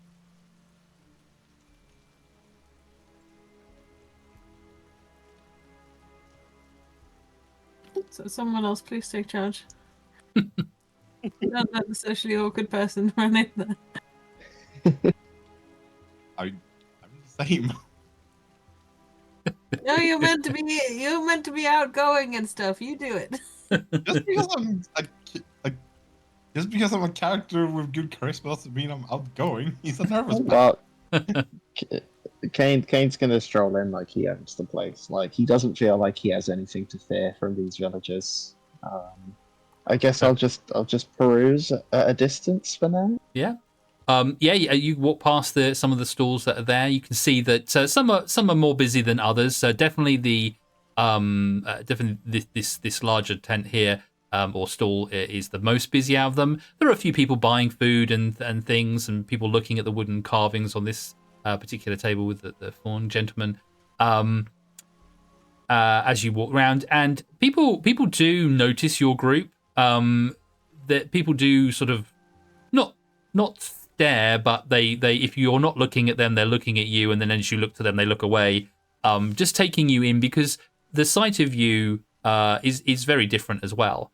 And again, this thing of new experiences and their limited life that they lead at the moment.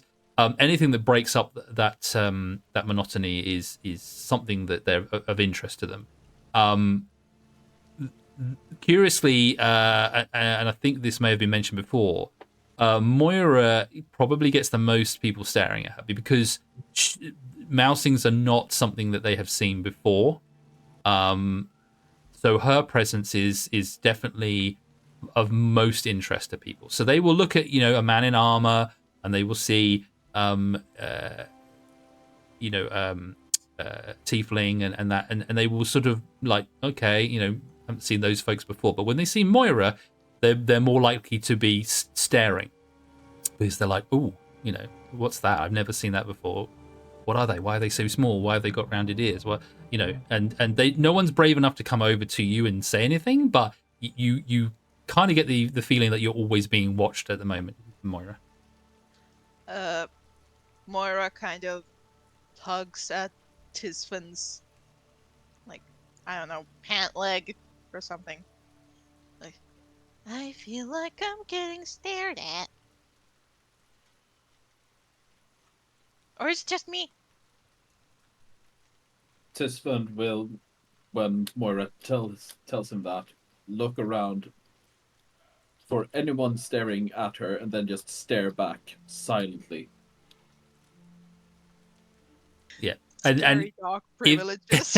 And yeah, anyone who's staring at Moira, when they see you sort of staring back at them again, will immediately look away and pretend that they weren't looking. But when you look one direction, the people behind you will then be looking. So yeah, you always feel like somebody is looking, but if you look at them, they will look away. They won't want to make it obvious that they are staring. It's fine. It's Yeah. fine. Let's Moira, just to move on. I see you didn't hear what I was saying about the market. I'll just quickly summarize. At this point here, Sorry. that's all right. At this point here, you have a small cart that's being that has a kind of a little grill on it that's got some skewers of some food that is currently being turned by a kenku who's selling there.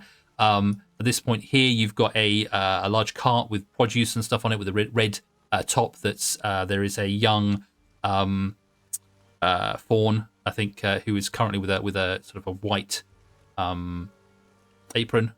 He's sort of standing there. Over here, you've got an older fawn gentleman or satyr gentleman who is sitting, carving, whittling something, and he's got a table set up with a cloth on it that has lots of hand-carved things. Over here, there is a sort of a violet kind of rounded tent that you can't see into, but it has an opening on the front of it. It's very sort of reminiscent of like kind of the tents that you've seen at the circus, like, but just a very small one. And then at the back, you've got a very large, a long set of tables with a sort of a canopy or lean-to on the back of it that has two fawn women who are currently seem to be very busy selling whatever it is they have on their table. They've got lots of little things on their table. You can't quite see because there's so many people crowding around, but there's a lot of people jostling each other to get to the front to purchase or look at whatever it is they have on the table.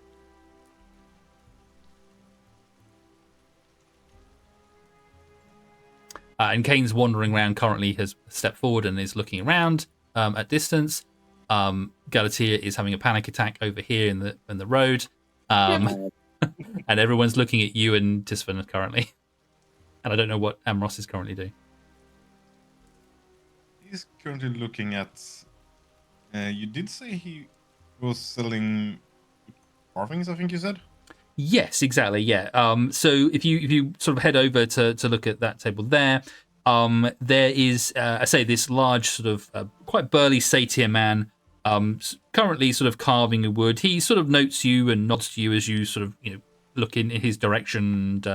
And, he has got a table covered in various different wooden items. There are stools. There's kind of like a table to one side, like bigger ones off the table. But then on the table itself, there's some very nice sort of ornate boxes that all seem to have been sort of like handmade. Some more intricate than others. And then there's a sort of a sign just propped up by the front of the table next to the guy as he's whittling. And it just says U-Mill Restoration.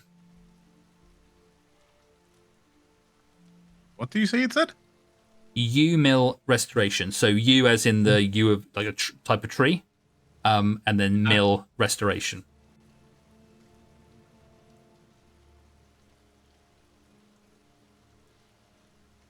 This looks quite well made. May I have a closer look? And pretty much gesturing as if allowed to be picking up items. And the gentleman who's sitting there. So I'll give you a more of a description of him actually now that you've gone over to him. So, okay. So yeah, he's about in his sort of 50s equivalent. He's got long, wavy auburn hair, green eyes, kind of weathered, golden skin, very muscular build, and he's got reasonably long sort of fingernails. But yeah, he's quite a burly, quite good-looking chap. Obviously, whatever he does work-wise has kept him in very good shape, and he looks up at you from his whittling, and he stops for a moment, and he points the little knife that he's whittling with at you, just sort of gently, not threatening or anything, but just says, "If you buy it." If you pick it up and you drop it, you break it, you buy it.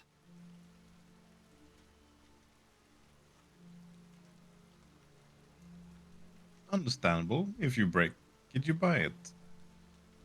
Like, I had no intention of breaking it though. And well, someone's gonna accidents happen carefully- sometimes, but if you want to That's have true. a look, please go ahead. It's all handmade. Make it myself. He's gonna pick up one of the. I think you said there were small boxes. Yeah, there's like ornate sort of boxes. He's gonna pick up and open it, see how it looks inside. Still being rather careful of how he's managing it. So when you try and lift what appears to be the lid, it doesn't open, and he sort of chortles to himself. That's a puzzle box. You won't be opening that unless you solve the puzzle first. Ah, that's intriguing. Take a bit of time making those, but they're all handmade, all different. Every puzzle box is its own puzzle.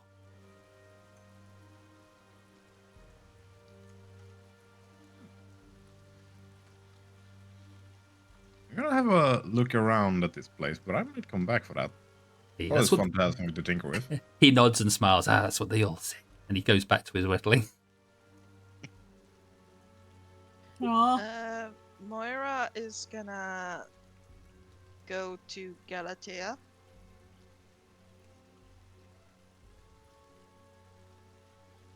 How's Galatea doing? When Moira arrives. Just stood there staring at all of it, like keeps looking like they're gonna take a step forwards and then just doesn't. It's just 1 foot lifting once in a while.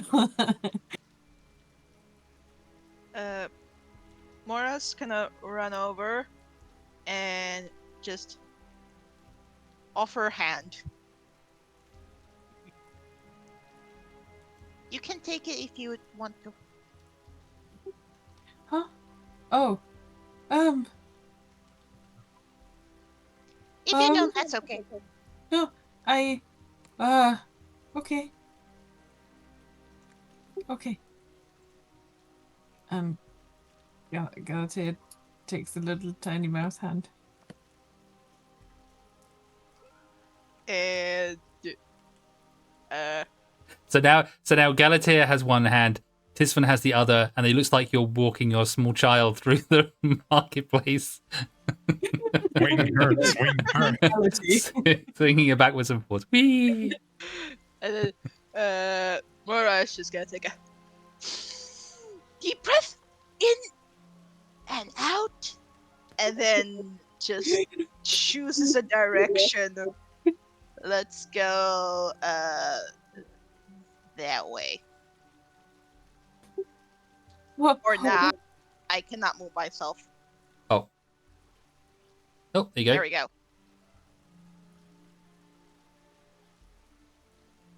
Okay, so you're heading towards that purple tent, are you?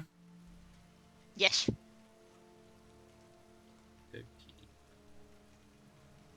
Okie dokie. So yeah, the tent, yeah, it's a small round tent.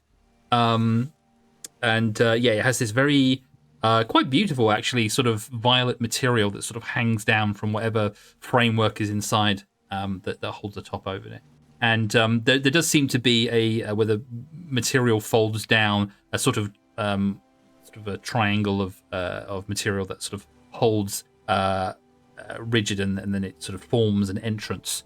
And as you sort of get nearer to it, you can just start to smell this sort of spice or sort of incense that sort of flows out from the little doorway that's there. Unfortunately, the doorway, you can't actually look into it. It's sort of covered. You'd have to move the material back. It sort of folds, cover it. But the sense of this incense or spice, whatever, it must be quite strong, because you can permeate. You can sort of perhaps there are sort of like little vents in the roof, maybe, where it may be coming out. But it's quite a you can smell it from here, so it must be quite strong if you're sitting on the inside.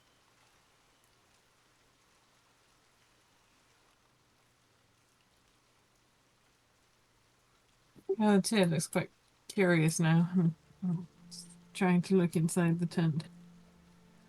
Yeah, so if you want to, you'd have to part the folds of material to be able to look inside the tent. There is no way of seeing without moving it out.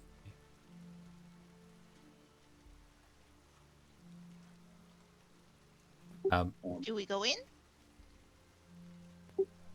Let's go in. Yeah. Okay, and so you part, the three of you part the curtains, and again, this waft of spice and incense comes out. It's a very nice smell.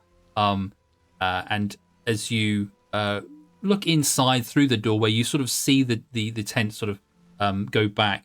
But it is quite, whatever's being burnt in there is causing it to be like smoky in there. And so when you look in, it is a little bit more difficult to see within the tent. This sort of haze sort of covers it, and but whoever is inside the tent can obviously see you, and you just hear a voice from deeper within the tent just say, "Come forward. Be not shy." God, it stops. So does Moira. Tisvan, standing behind them, will not notice, walk into them and push them inside. Give me a contested strength check. Tisvan versus with Galatea, because you're probably at the front. Let's see if you manage to push Galatea over and stumble in. Straight strength or athletics? Strength, just the strength. Oh dear. Is it saving throw or ability check? Just a straight strength. So you can add your modifier. So just roll a d20 and add whatever your modifier is. Oh. So Tisvan, you push in, but Galatea, whether it's her fear or her sense of self-preservation, is rooted in place, Just cannot be like budged rigid. forward, and Moira in the middle. You just kind of get squished in between the two of them, as Tisfin continues walking, okay. not realizing we're suddenly stopping. Well, Galatea will take this as a hint to keep going. Oh, okay. But at least they don't fall over. Yeah, you don't stumble in, but you it's just sort of like in the Yeah. middle of it, and then you carry on going when you feel Moira get squished in between you. Perfect. So as you venture in there, Kane, what are you up to?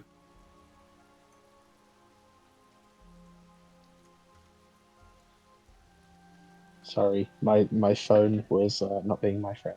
Oh, no worries.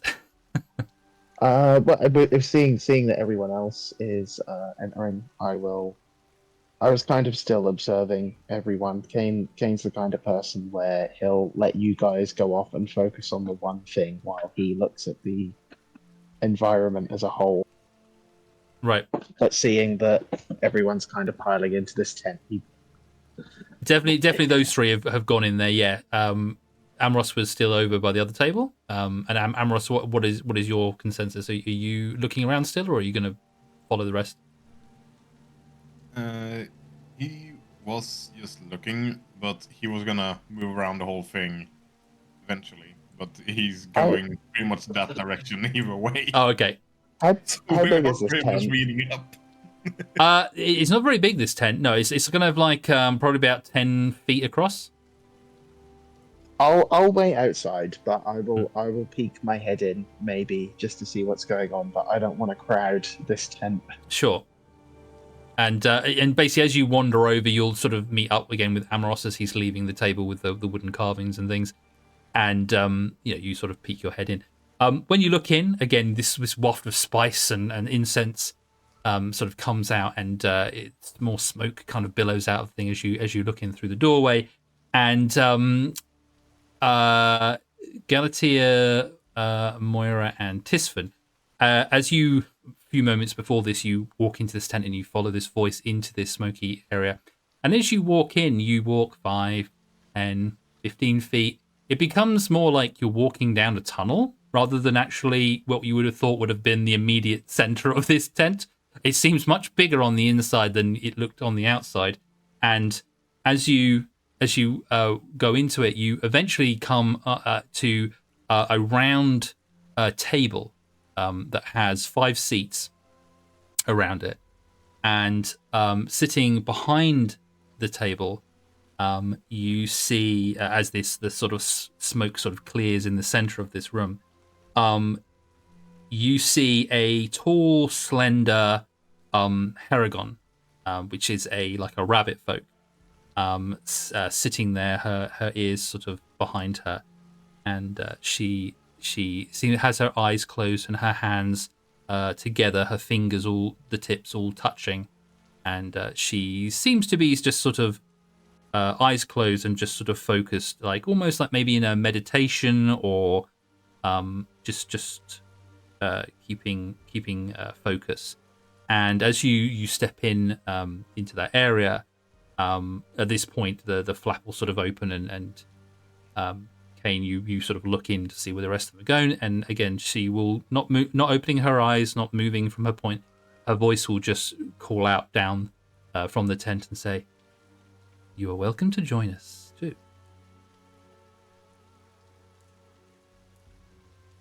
Okay, I think Kane's just a little bit intrigued by this. Yeah, Galatea's curiosity is taking over now. And the rest of the people from outside are now gone. So The focus is here.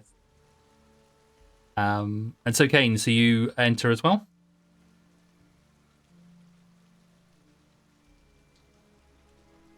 Yeah. Yeah. Yeah, I think I'll go in. And we'll just ask before we continue. And Amros, are you going to follow the rest of the party in, or are you doing something else?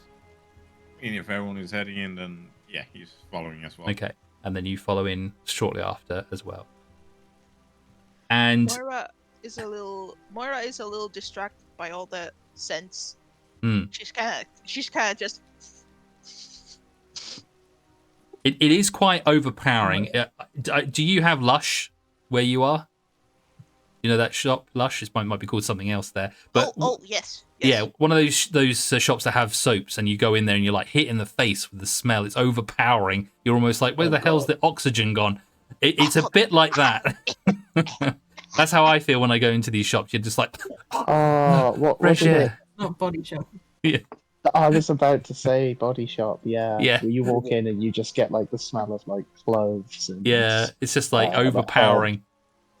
Yeah, in body shop, my throat closes up, so It's basically like that. Yeah, it's almost overwhelming.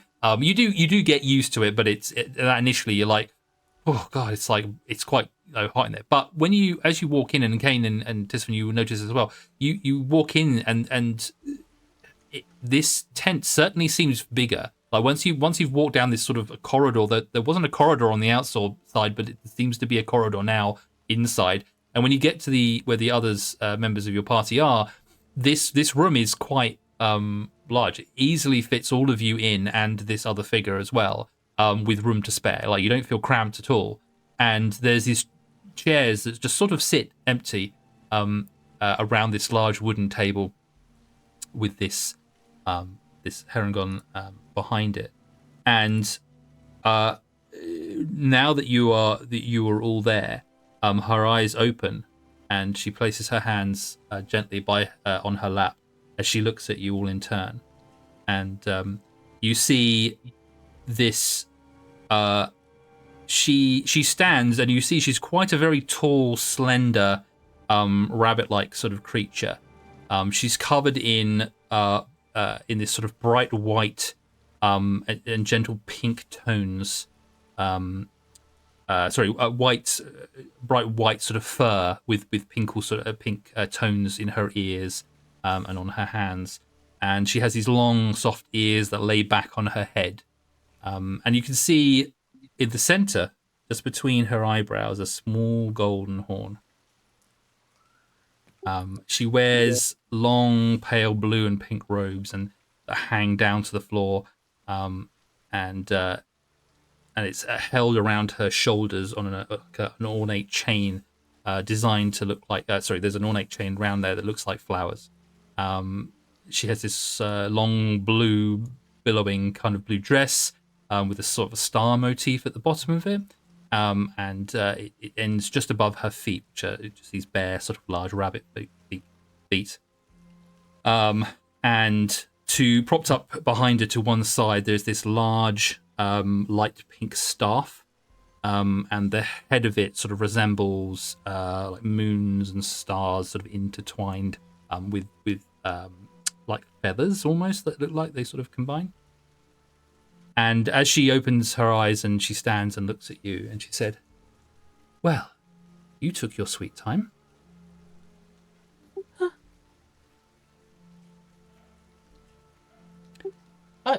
Are you? Yes. I am Madame Mary. It is nice to see you again. I had thought you would meet me sooner, after you were brought to this place, but perhaps that is my own fault. When I was transported here, I am afraid I was not...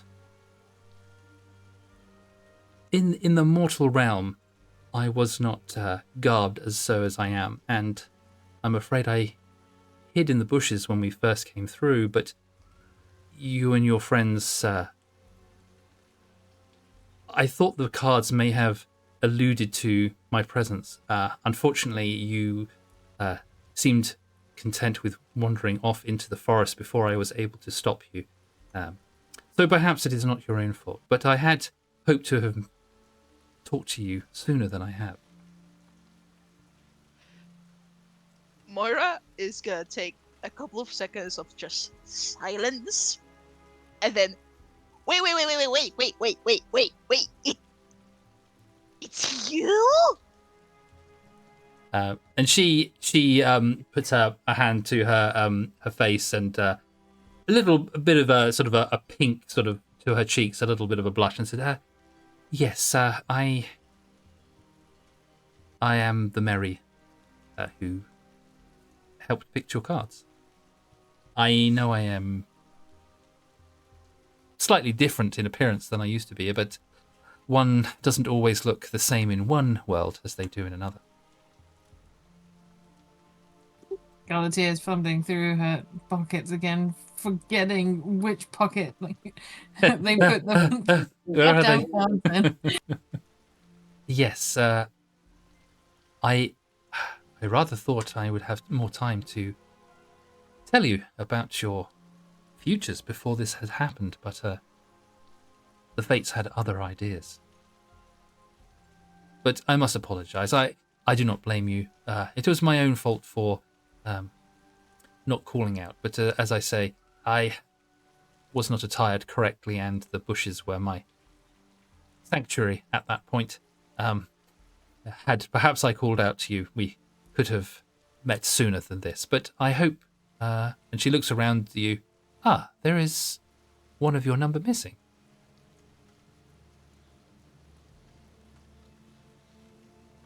I suppose. Oh no, go ahead. Well, Moira is kind of looking back and forth between Kane and Mary. Well, she's unwell. Let's just say that. I'm very sorry to hear that. Perhaps. I believe it was her that picked up the cards. Does she perhaps still have those? I've got them. Oh. Well, thank you very would you mind? I would like to finish what I started, if I may. I have been waiting for you, but it seems that perhaps you were not here at the same time I arrived. We would like to you to finish as well. I'm sorry. We didn't see you. No, it is not your fault. It is none of us were aware of what was going to happen before it happened. When I picked your cards, I thought that we would have more time, but it is nothing to be concerned with. Time here is not the same as on the mortal realm. You probably will have noticed that being here for the short time that you have. Yeah, let's just say we're not used to this place yet. Of course. It has been some time since I have been here myself. Katrina was gracious enough to take care of me while I was in the Ormilta realm, but sadly I was not able in that form to be able to get myself back here alone. But the fates have other plans, it seems. And she puts her hands out towards Galatea. You pass her the cards. absolutely do. Thank you, my dear. Yes, these cards. These simple cards. The futures that they hold for you, I'm afraid, may not all be as you would wish, but they are nevertheless important. Especially now that you have found yourselves here in the Shadow Fey. Please, if you would like to sit, I will read your cards for you, and perhaps put some meaning to your coming here. Galatea just plops down. Doesn't say anymore. Tisvan will also sit down in the chair opposite of Mary. Amos is gonna take a breath, and as he sits down, goes, "Well, maybe we can get some form of answer to why we ended up here, at least." Kane will move closer to the table, but he doesn't sit. Instead, he just folds his arms. Okay. And He has very little trust for this person right now. He'll see how things unfold. okay, no worries.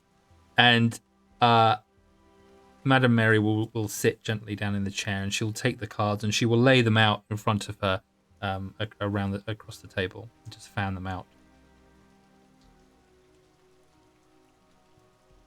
I'm afraid I cannot tell you whose fortune is which, because before the cards were drawn, I was not able to see them as they were placed atop my horn. However, that may not matter.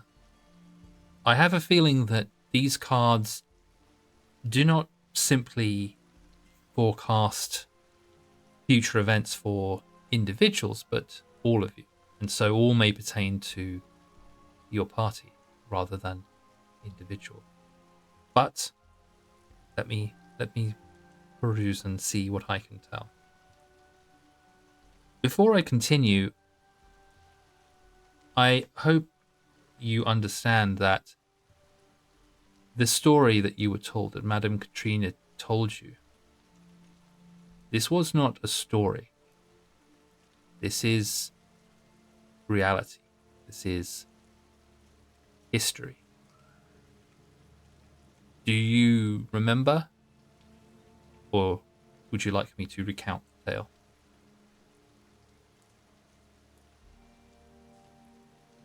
I remember it being something about lovers, but that's pretty much all that was.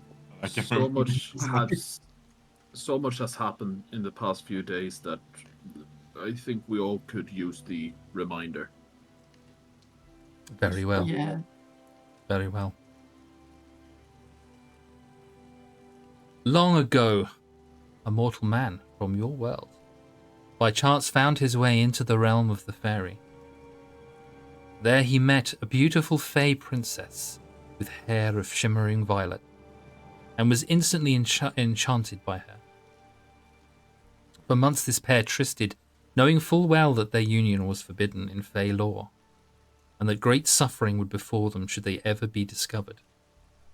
But unable to deny their feelings, the two pledged their love in secret, binding themselves to one another with rings of cobalt. However, the Seelie court was not so easily deceived. Disgusted by their bedeviled union, the two lovers were ambushed one night. The man, banished from the Feywild, cast back through the portal to the mortal realm and cursed to never again find the entrance. The princess was imprisoned within her princedom, trapped until the day she renounced her love. Though he never found his way back in her lifetime to his lifetime. Excuse me. Though he never found his way back to her in his lifetime, it is said the Fey princess still resides in her castle, waiting to be reunited with her love. A story that was told to you by Madame Katrina, but one that is set in truth. For the Fey realm that you now inhabit is that realm. The princess whose love for a mortal cursed this land is the princess of this land. The Seelie court that, because of their union that could not be, banished this princess to imprisoned her within her own princedom. That is this princedom. This story does not yet have an ending. But perhaps that is the reason you have been brought here. Perhaps an ending is required before these people can continue their lives. Perhaps when this land is reunited with its own. I cannot tell you what power brought you here, but it is safe to say that for some reason, your future and this story are intertwined in some way.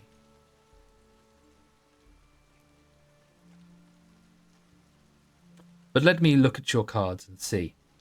And she spreads out the cards and looks at them in turn.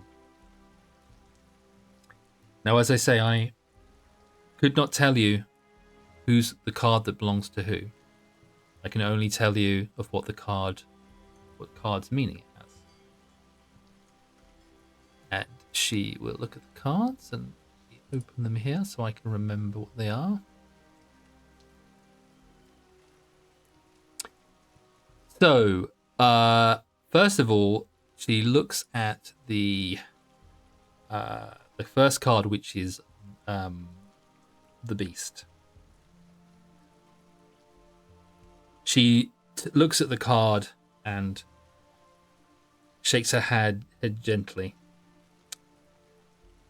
This card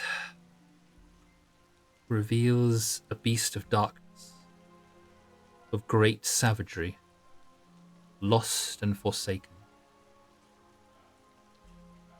But this creature holds a secret hatred for your enemy. You can use this hatred to your advantage.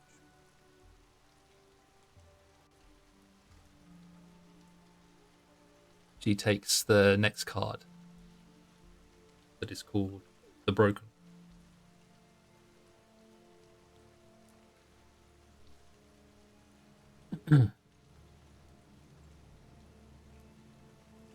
This card speaks of the Broken One. Someone or something that could greatly help you in the battle against corruption. I see a fallen house, guarded by a great stone dragon. You must look to the highest peak for an answer.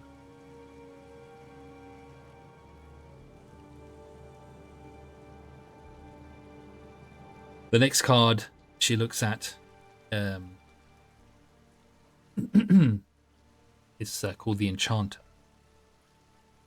This is a card of magic and light. It tells of a great weapon that comes at a great cost. Seek the creator of wine, of which not a drop remains. Curious. The next card I see is the Hooded One. This card speaks of an unknown history, but knowledge of the past may make facing an enemy of the present easier. I see a faceless man of stone. He awaits you at the end of a long and winding road deep within the mountain.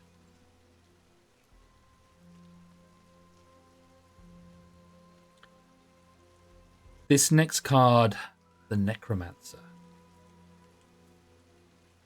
Your enemy is alone in their corruption and anguish, twisted and bereaved, yet with power beyond mortality. This card will lead you to them.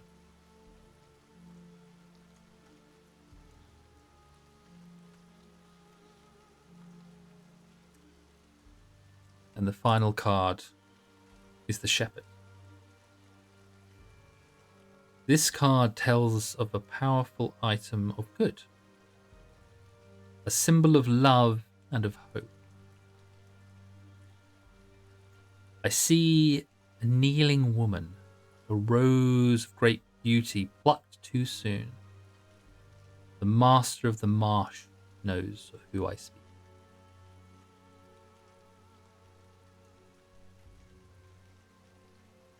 And with that, she sits back in her chair.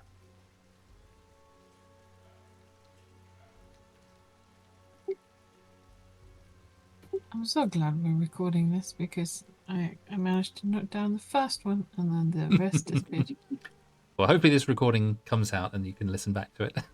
Yeah, Yeah, I I'm gonna need that too. I managed to write most of it, but some of it is like, okay, I need the recording. yeah. No worries. And she sits and she looks at you all in turn. I am afraid the cards do not give their answers plainly. However, from what I can tell, these cards have given you avenues to pursue. Avenues that may allow you to complete whatever fortune is in your future. I think it is clear that whatever awaits you, whatever solution on helping the people of this land may entail, it is tied to the princess of this land. The story is not one that, although in the mortal realm, has been turned into almost a celebration or a remembrance. In Daggerford, people would celebrate this time, not celebrating the story of this this incomplete love, but to try and help the spirit of this mortal to reunite with the princess, the Fey princess of this land. Something was compelling them to try and complete this thing, to reunite these lovers, and perhaps that is what needs to happen. Perhaps that is why you have been brought here. For this land, as you can see, has been corrupted through time, through anguish.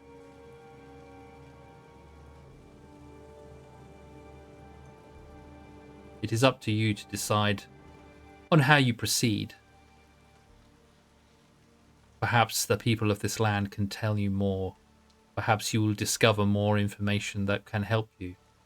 But, and she slides the cards together and back towards you, Galatea. Perhaps they will aid you on this journey. Galatea will take the cards back and put them in a completely different pocket than before.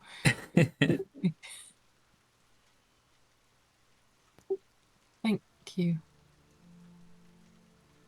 We really needed this. I am sorry I was unable to meet you when you first arrived into this land. Perhaps if I had waited longer, I may have been able to save you any hardships that you have faced. I do not have the power to send you home. I do not have the ability to tell you if these cards, by following their guidance, that it will set you home. But I feel as if this is the path that has been set out for you. Whether you choose to walk it is entirely up to you.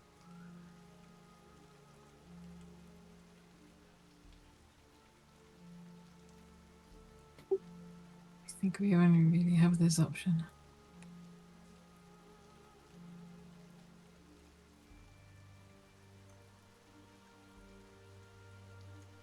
If I can help in any way, please feel free to come and see me at any point. If you need any clarification, perhaps, on the reading, I will try to ascertain what I can. I feel I have given you as much information as I can currently.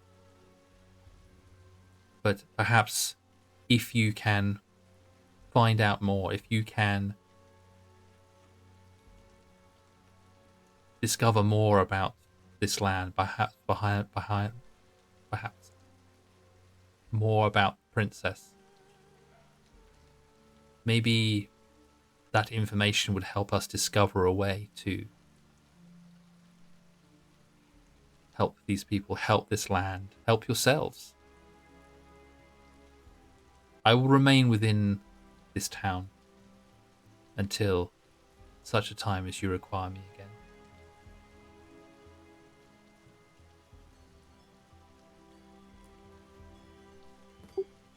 Thank you, Mary. You are welcome. No, you wouldn't happen to have any idea of what it is that the Southern Guard actually are up to. Oh yes. What is that tree? Ah, the Tower of Yelfia. I am afraid to say that the tree that once stood there has been one of the things that has been corrupted by the powers of the princess. These towers, of which you will no doubt see more of, are almost a conduit or a connection that the princess has between the other towns of this world, of this land. The great flame you see above it is her presence within this area. It allows her to see, keep a track of the goings on in her land, limited as it is now. You may have noticed the purple and violet moss that frequents the cobbled streets outside. There is a growing blight across this land that infects and corrupts even the smallest areas. Even the moss, its discoloration is a sign of her presence. That is why these towers, these towns are guarded as they are now by her guard. She wishes to control the people, having lost control of her own love and her own life.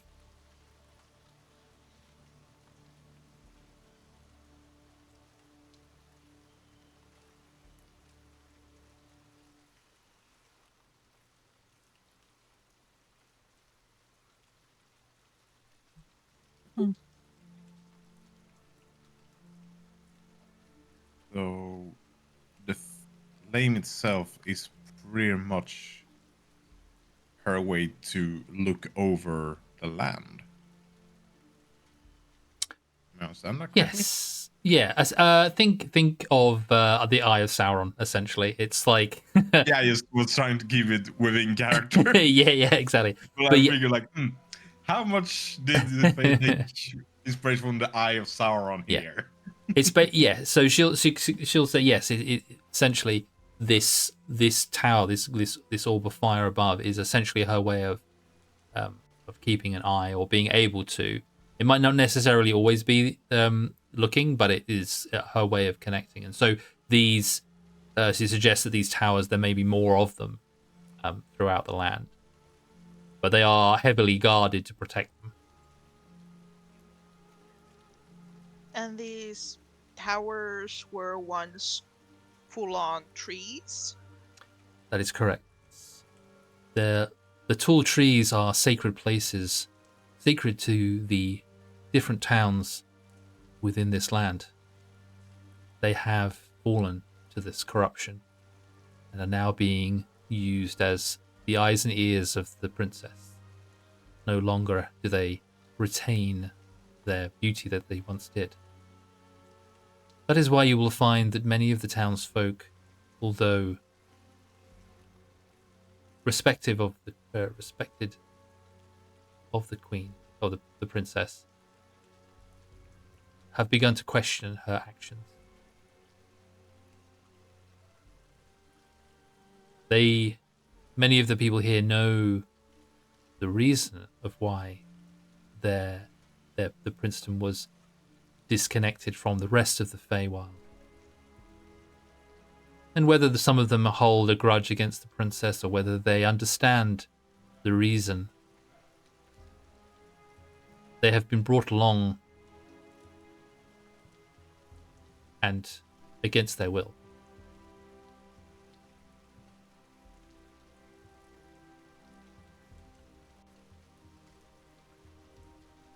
Moira is kind of.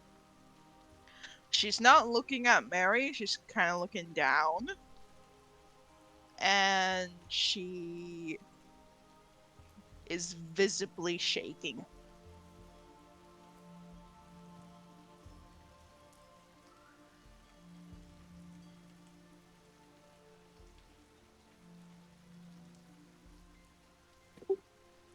You okay?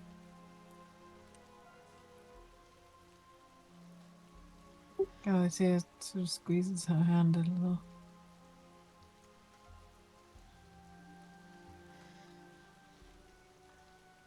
Moira's gonna kind of breathe a little heavier, kind of becoming a little frantic, and I need some air, and she's gonna bolt out. And as you bolt out through the exit to the tent, you're immediately hit with the fresh air of the outside, the gentle patter of rain on your face, and that cool, colder air from the stuffy kind of inside of this tent with the incense. It hits you as you come out, and you immediately feel that fresh air beating down onto you, and feel like you can breathe again.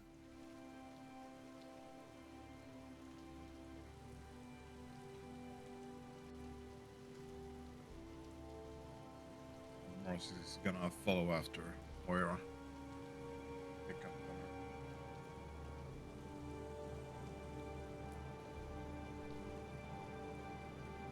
on her. Amaros follows. Yes. When Amaros sees Moira, she's just pacing in a very small circle, grumbling to herself.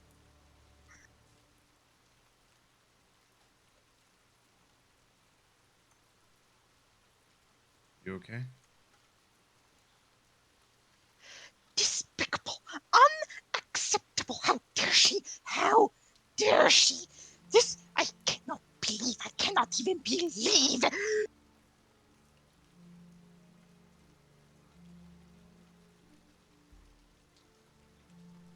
Trees, sacred trees. You see, oh.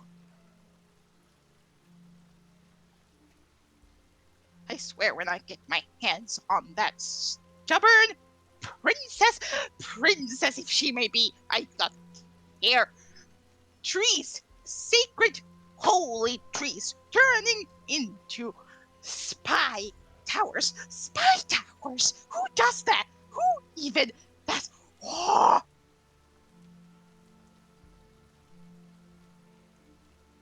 Amber's just gonna let her vent.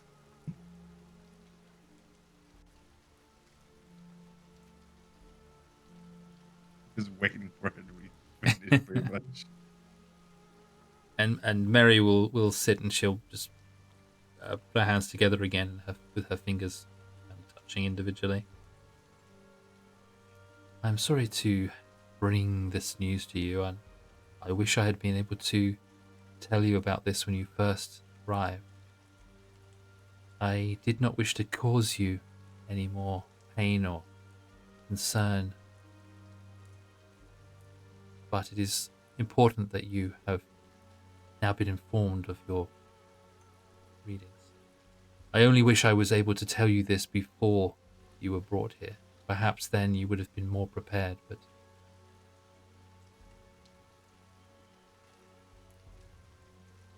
I waited as long as I could by the entrance, by the portal that brought me here, before I had to leave. Perhaps if we had arrived together, it would have been different.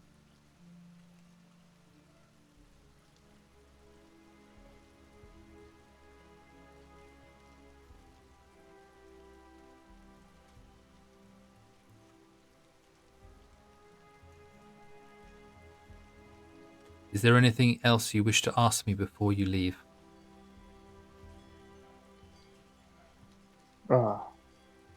As a denizen of this place, do you know where this princess resides? I am of the Feywild, but I must admit I am not of this part.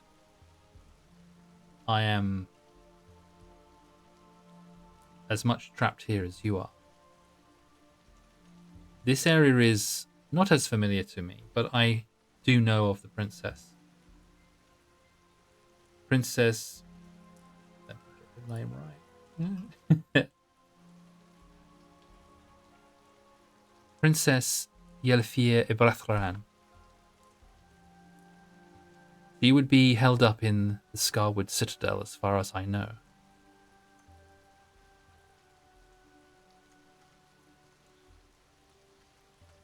Hmm. This- Is that a prison? No, the Scarwood Citadel is the castle. It is where she lives. It is where she rules this land from. This story is many of your mortal years, perhaps more than 8 lifetimes. Time here may be different than the mortal plane, yet the time is still long.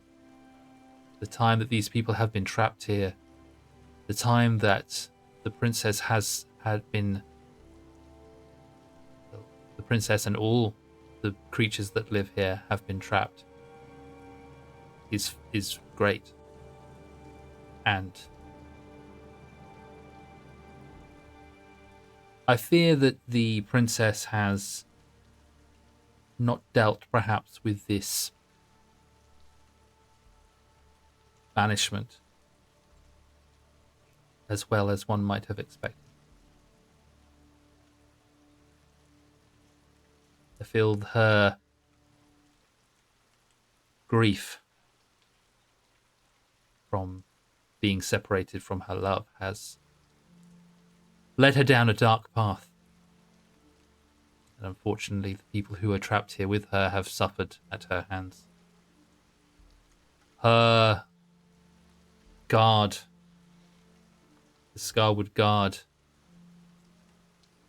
I have heard of them, and they were once known as a shining force within this land. Protectors of the people. Not the thugs that they appear to be now. Who knows how much the time that they have been trapped here has affected them? Who knows how much this corruption of the land has dwindled the minds of the people who live here? But this land is definitely tied to the princess. The very banishment that the Sealy court has placed upon her has trapped her within her own lands. Grief can cause people to be unlike themselves. Who knows how it has twisted her mind?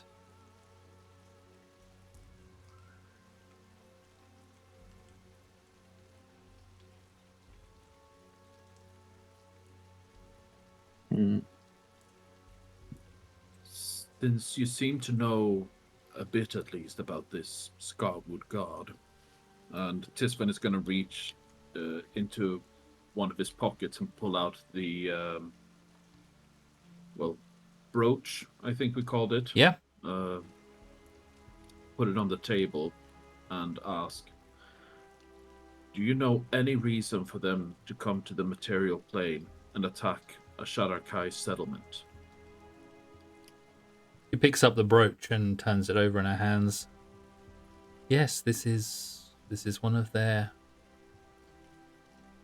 brooches, one of their symbols of the Scarwood Guard. For this to be in the mortal realm, I can only imagine that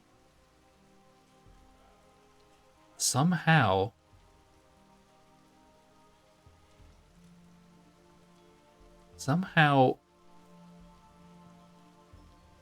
I don't know even how this is possible. There should be no way that a resident of this land could have made it to the mortal realm with this land being sealed. Perhaps it is not sealed as much as we. Perhaps there is a way to return to the mortal realm. But as for the reason, if the princess's guards were in the mortal realm, there is only one reason I can imagine that they would have been sent there.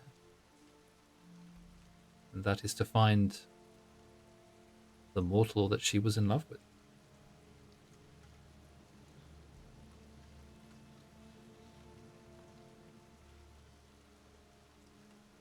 Then why attack Shadar-Kai settlement? I'm afraid I cannot answer that. As I say, the Scarwood Guard were once a shining example of protectors, but no longer. You may have perhaps run into some of the guard that are here. They are not as they once were. They follow the princess's directions blindly. They do not care for the people anymore. They have one single focus, and that is to do the bidding of the princess.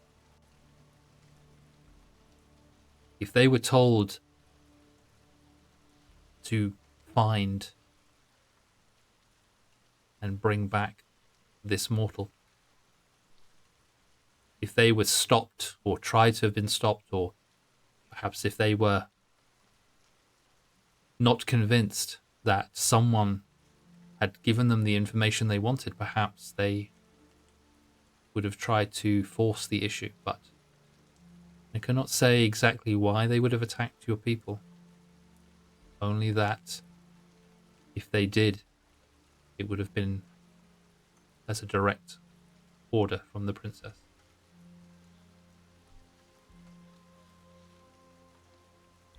Guess I'll just have to go to the source then. I'm afraid that seems to be the thing. I do not envy your journey to see the princess, however, and she hands back the brooch to you. It will not be easy to gain an audience with the princess, I imagine.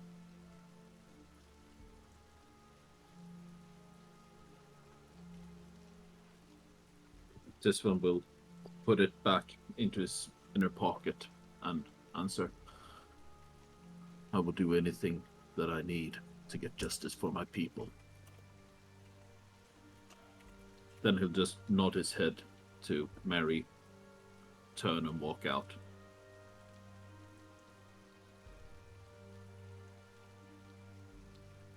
And you are left, Galatea, on your own with Mary in the tent. Okay. Well, I'll say thank you and follow. As you turn to leave, her hand goes out and just gently grasps your wrist. Flinch a little. She says, how long have you been here?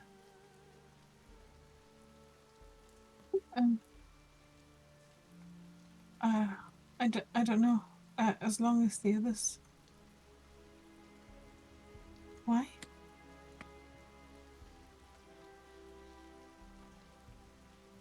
I have been waiting for some time. Did I'm you... sorry. How long after I entered the mirror did you follow?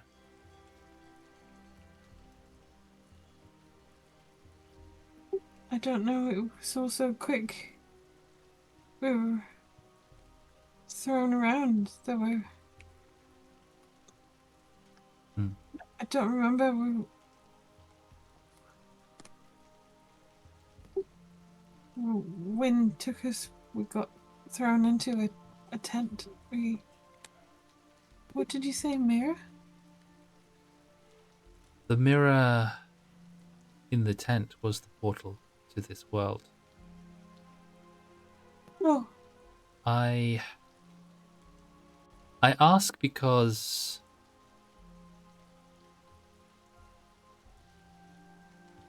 in terms of it is difficult because time does not work the same here as in your mortal realm. However, I have spent many years within your mortal realm recently, and if I had to translate the time, I have been waiting here a week before you arrived in town. oh. Time is difficult here. A moment in this world may be many years in your own. Many years in your own may be seconds here. You may arrive in this world before somebody else, but then somebody else who arrives, who steps through the mirror tomorrow, may have arrived here 3 weeks before you. There is no continuity in the timeline in this place. I ask because I was hoping to find some correlation with the other people who arrived here with me. The other people? There were others from the carnival who appeared here. I was not able to stay with them, but the Kenku outside, she is one of them. Oh. And the others? Was there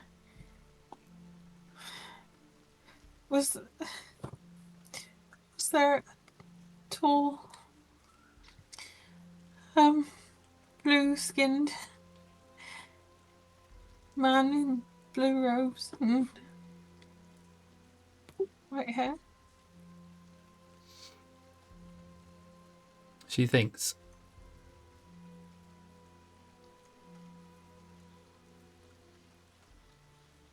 Not with me.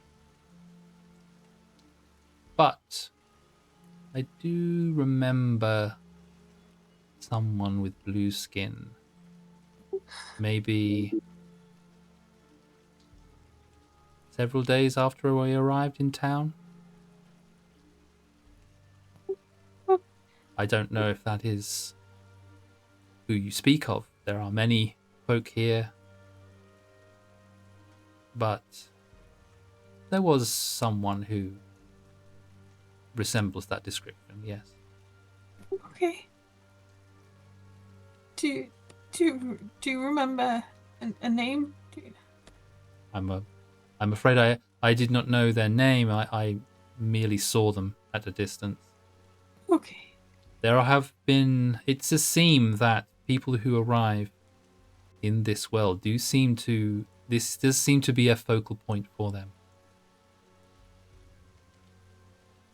They're, in terms of days since you arrived and since I saw them, as I say, perhaps 4-5 days. But as I recall, and perhaps the Kenku can corroborate this or may have more information, as far as I'm aware, they headed out of this town maybe a couple of days before you arrived. Oh.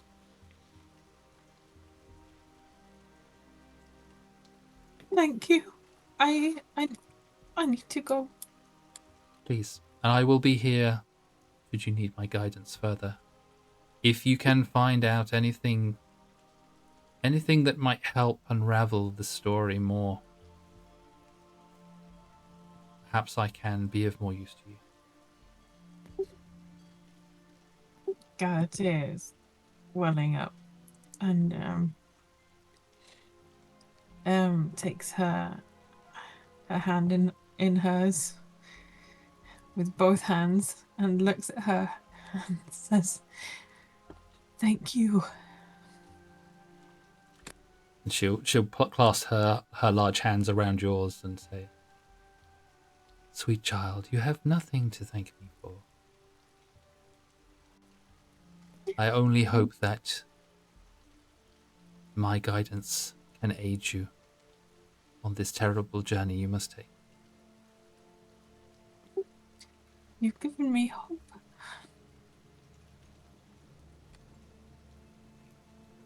Hope here is a very great treasure to have. Keep it with you. I will. And Galatea runs off. Sorry.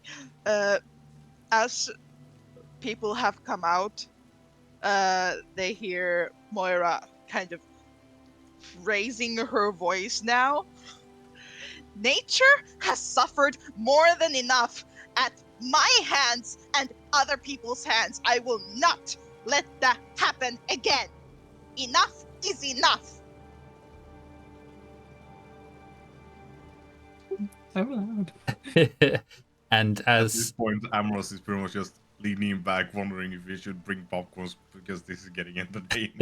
and I think as you will all have like come out and sort of congregating outside the front of this tent as Moira is shouting this, and as Galatea you step out as well into this, you just hear the tail end of Moira's shouts out into this relatively quiet market space. And the guards they're definitely looking over and going, "What the hell is that commotion over there?"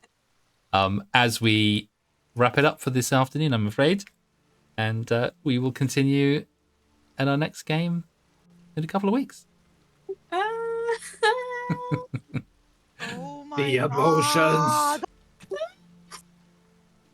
And I hope you enjoyed tonight's adventure. I'm gonna have fun relaying all of this to Luna. Oh, I relay when she can watch it. Yes. That's true. Yeah. And she doesn't have to suffer through the awkwardness of listening to her own voice on the recordings, which is 100% what stops me from watching them. Well, I attempted to watch the last session this morning. Then I heard my own voice.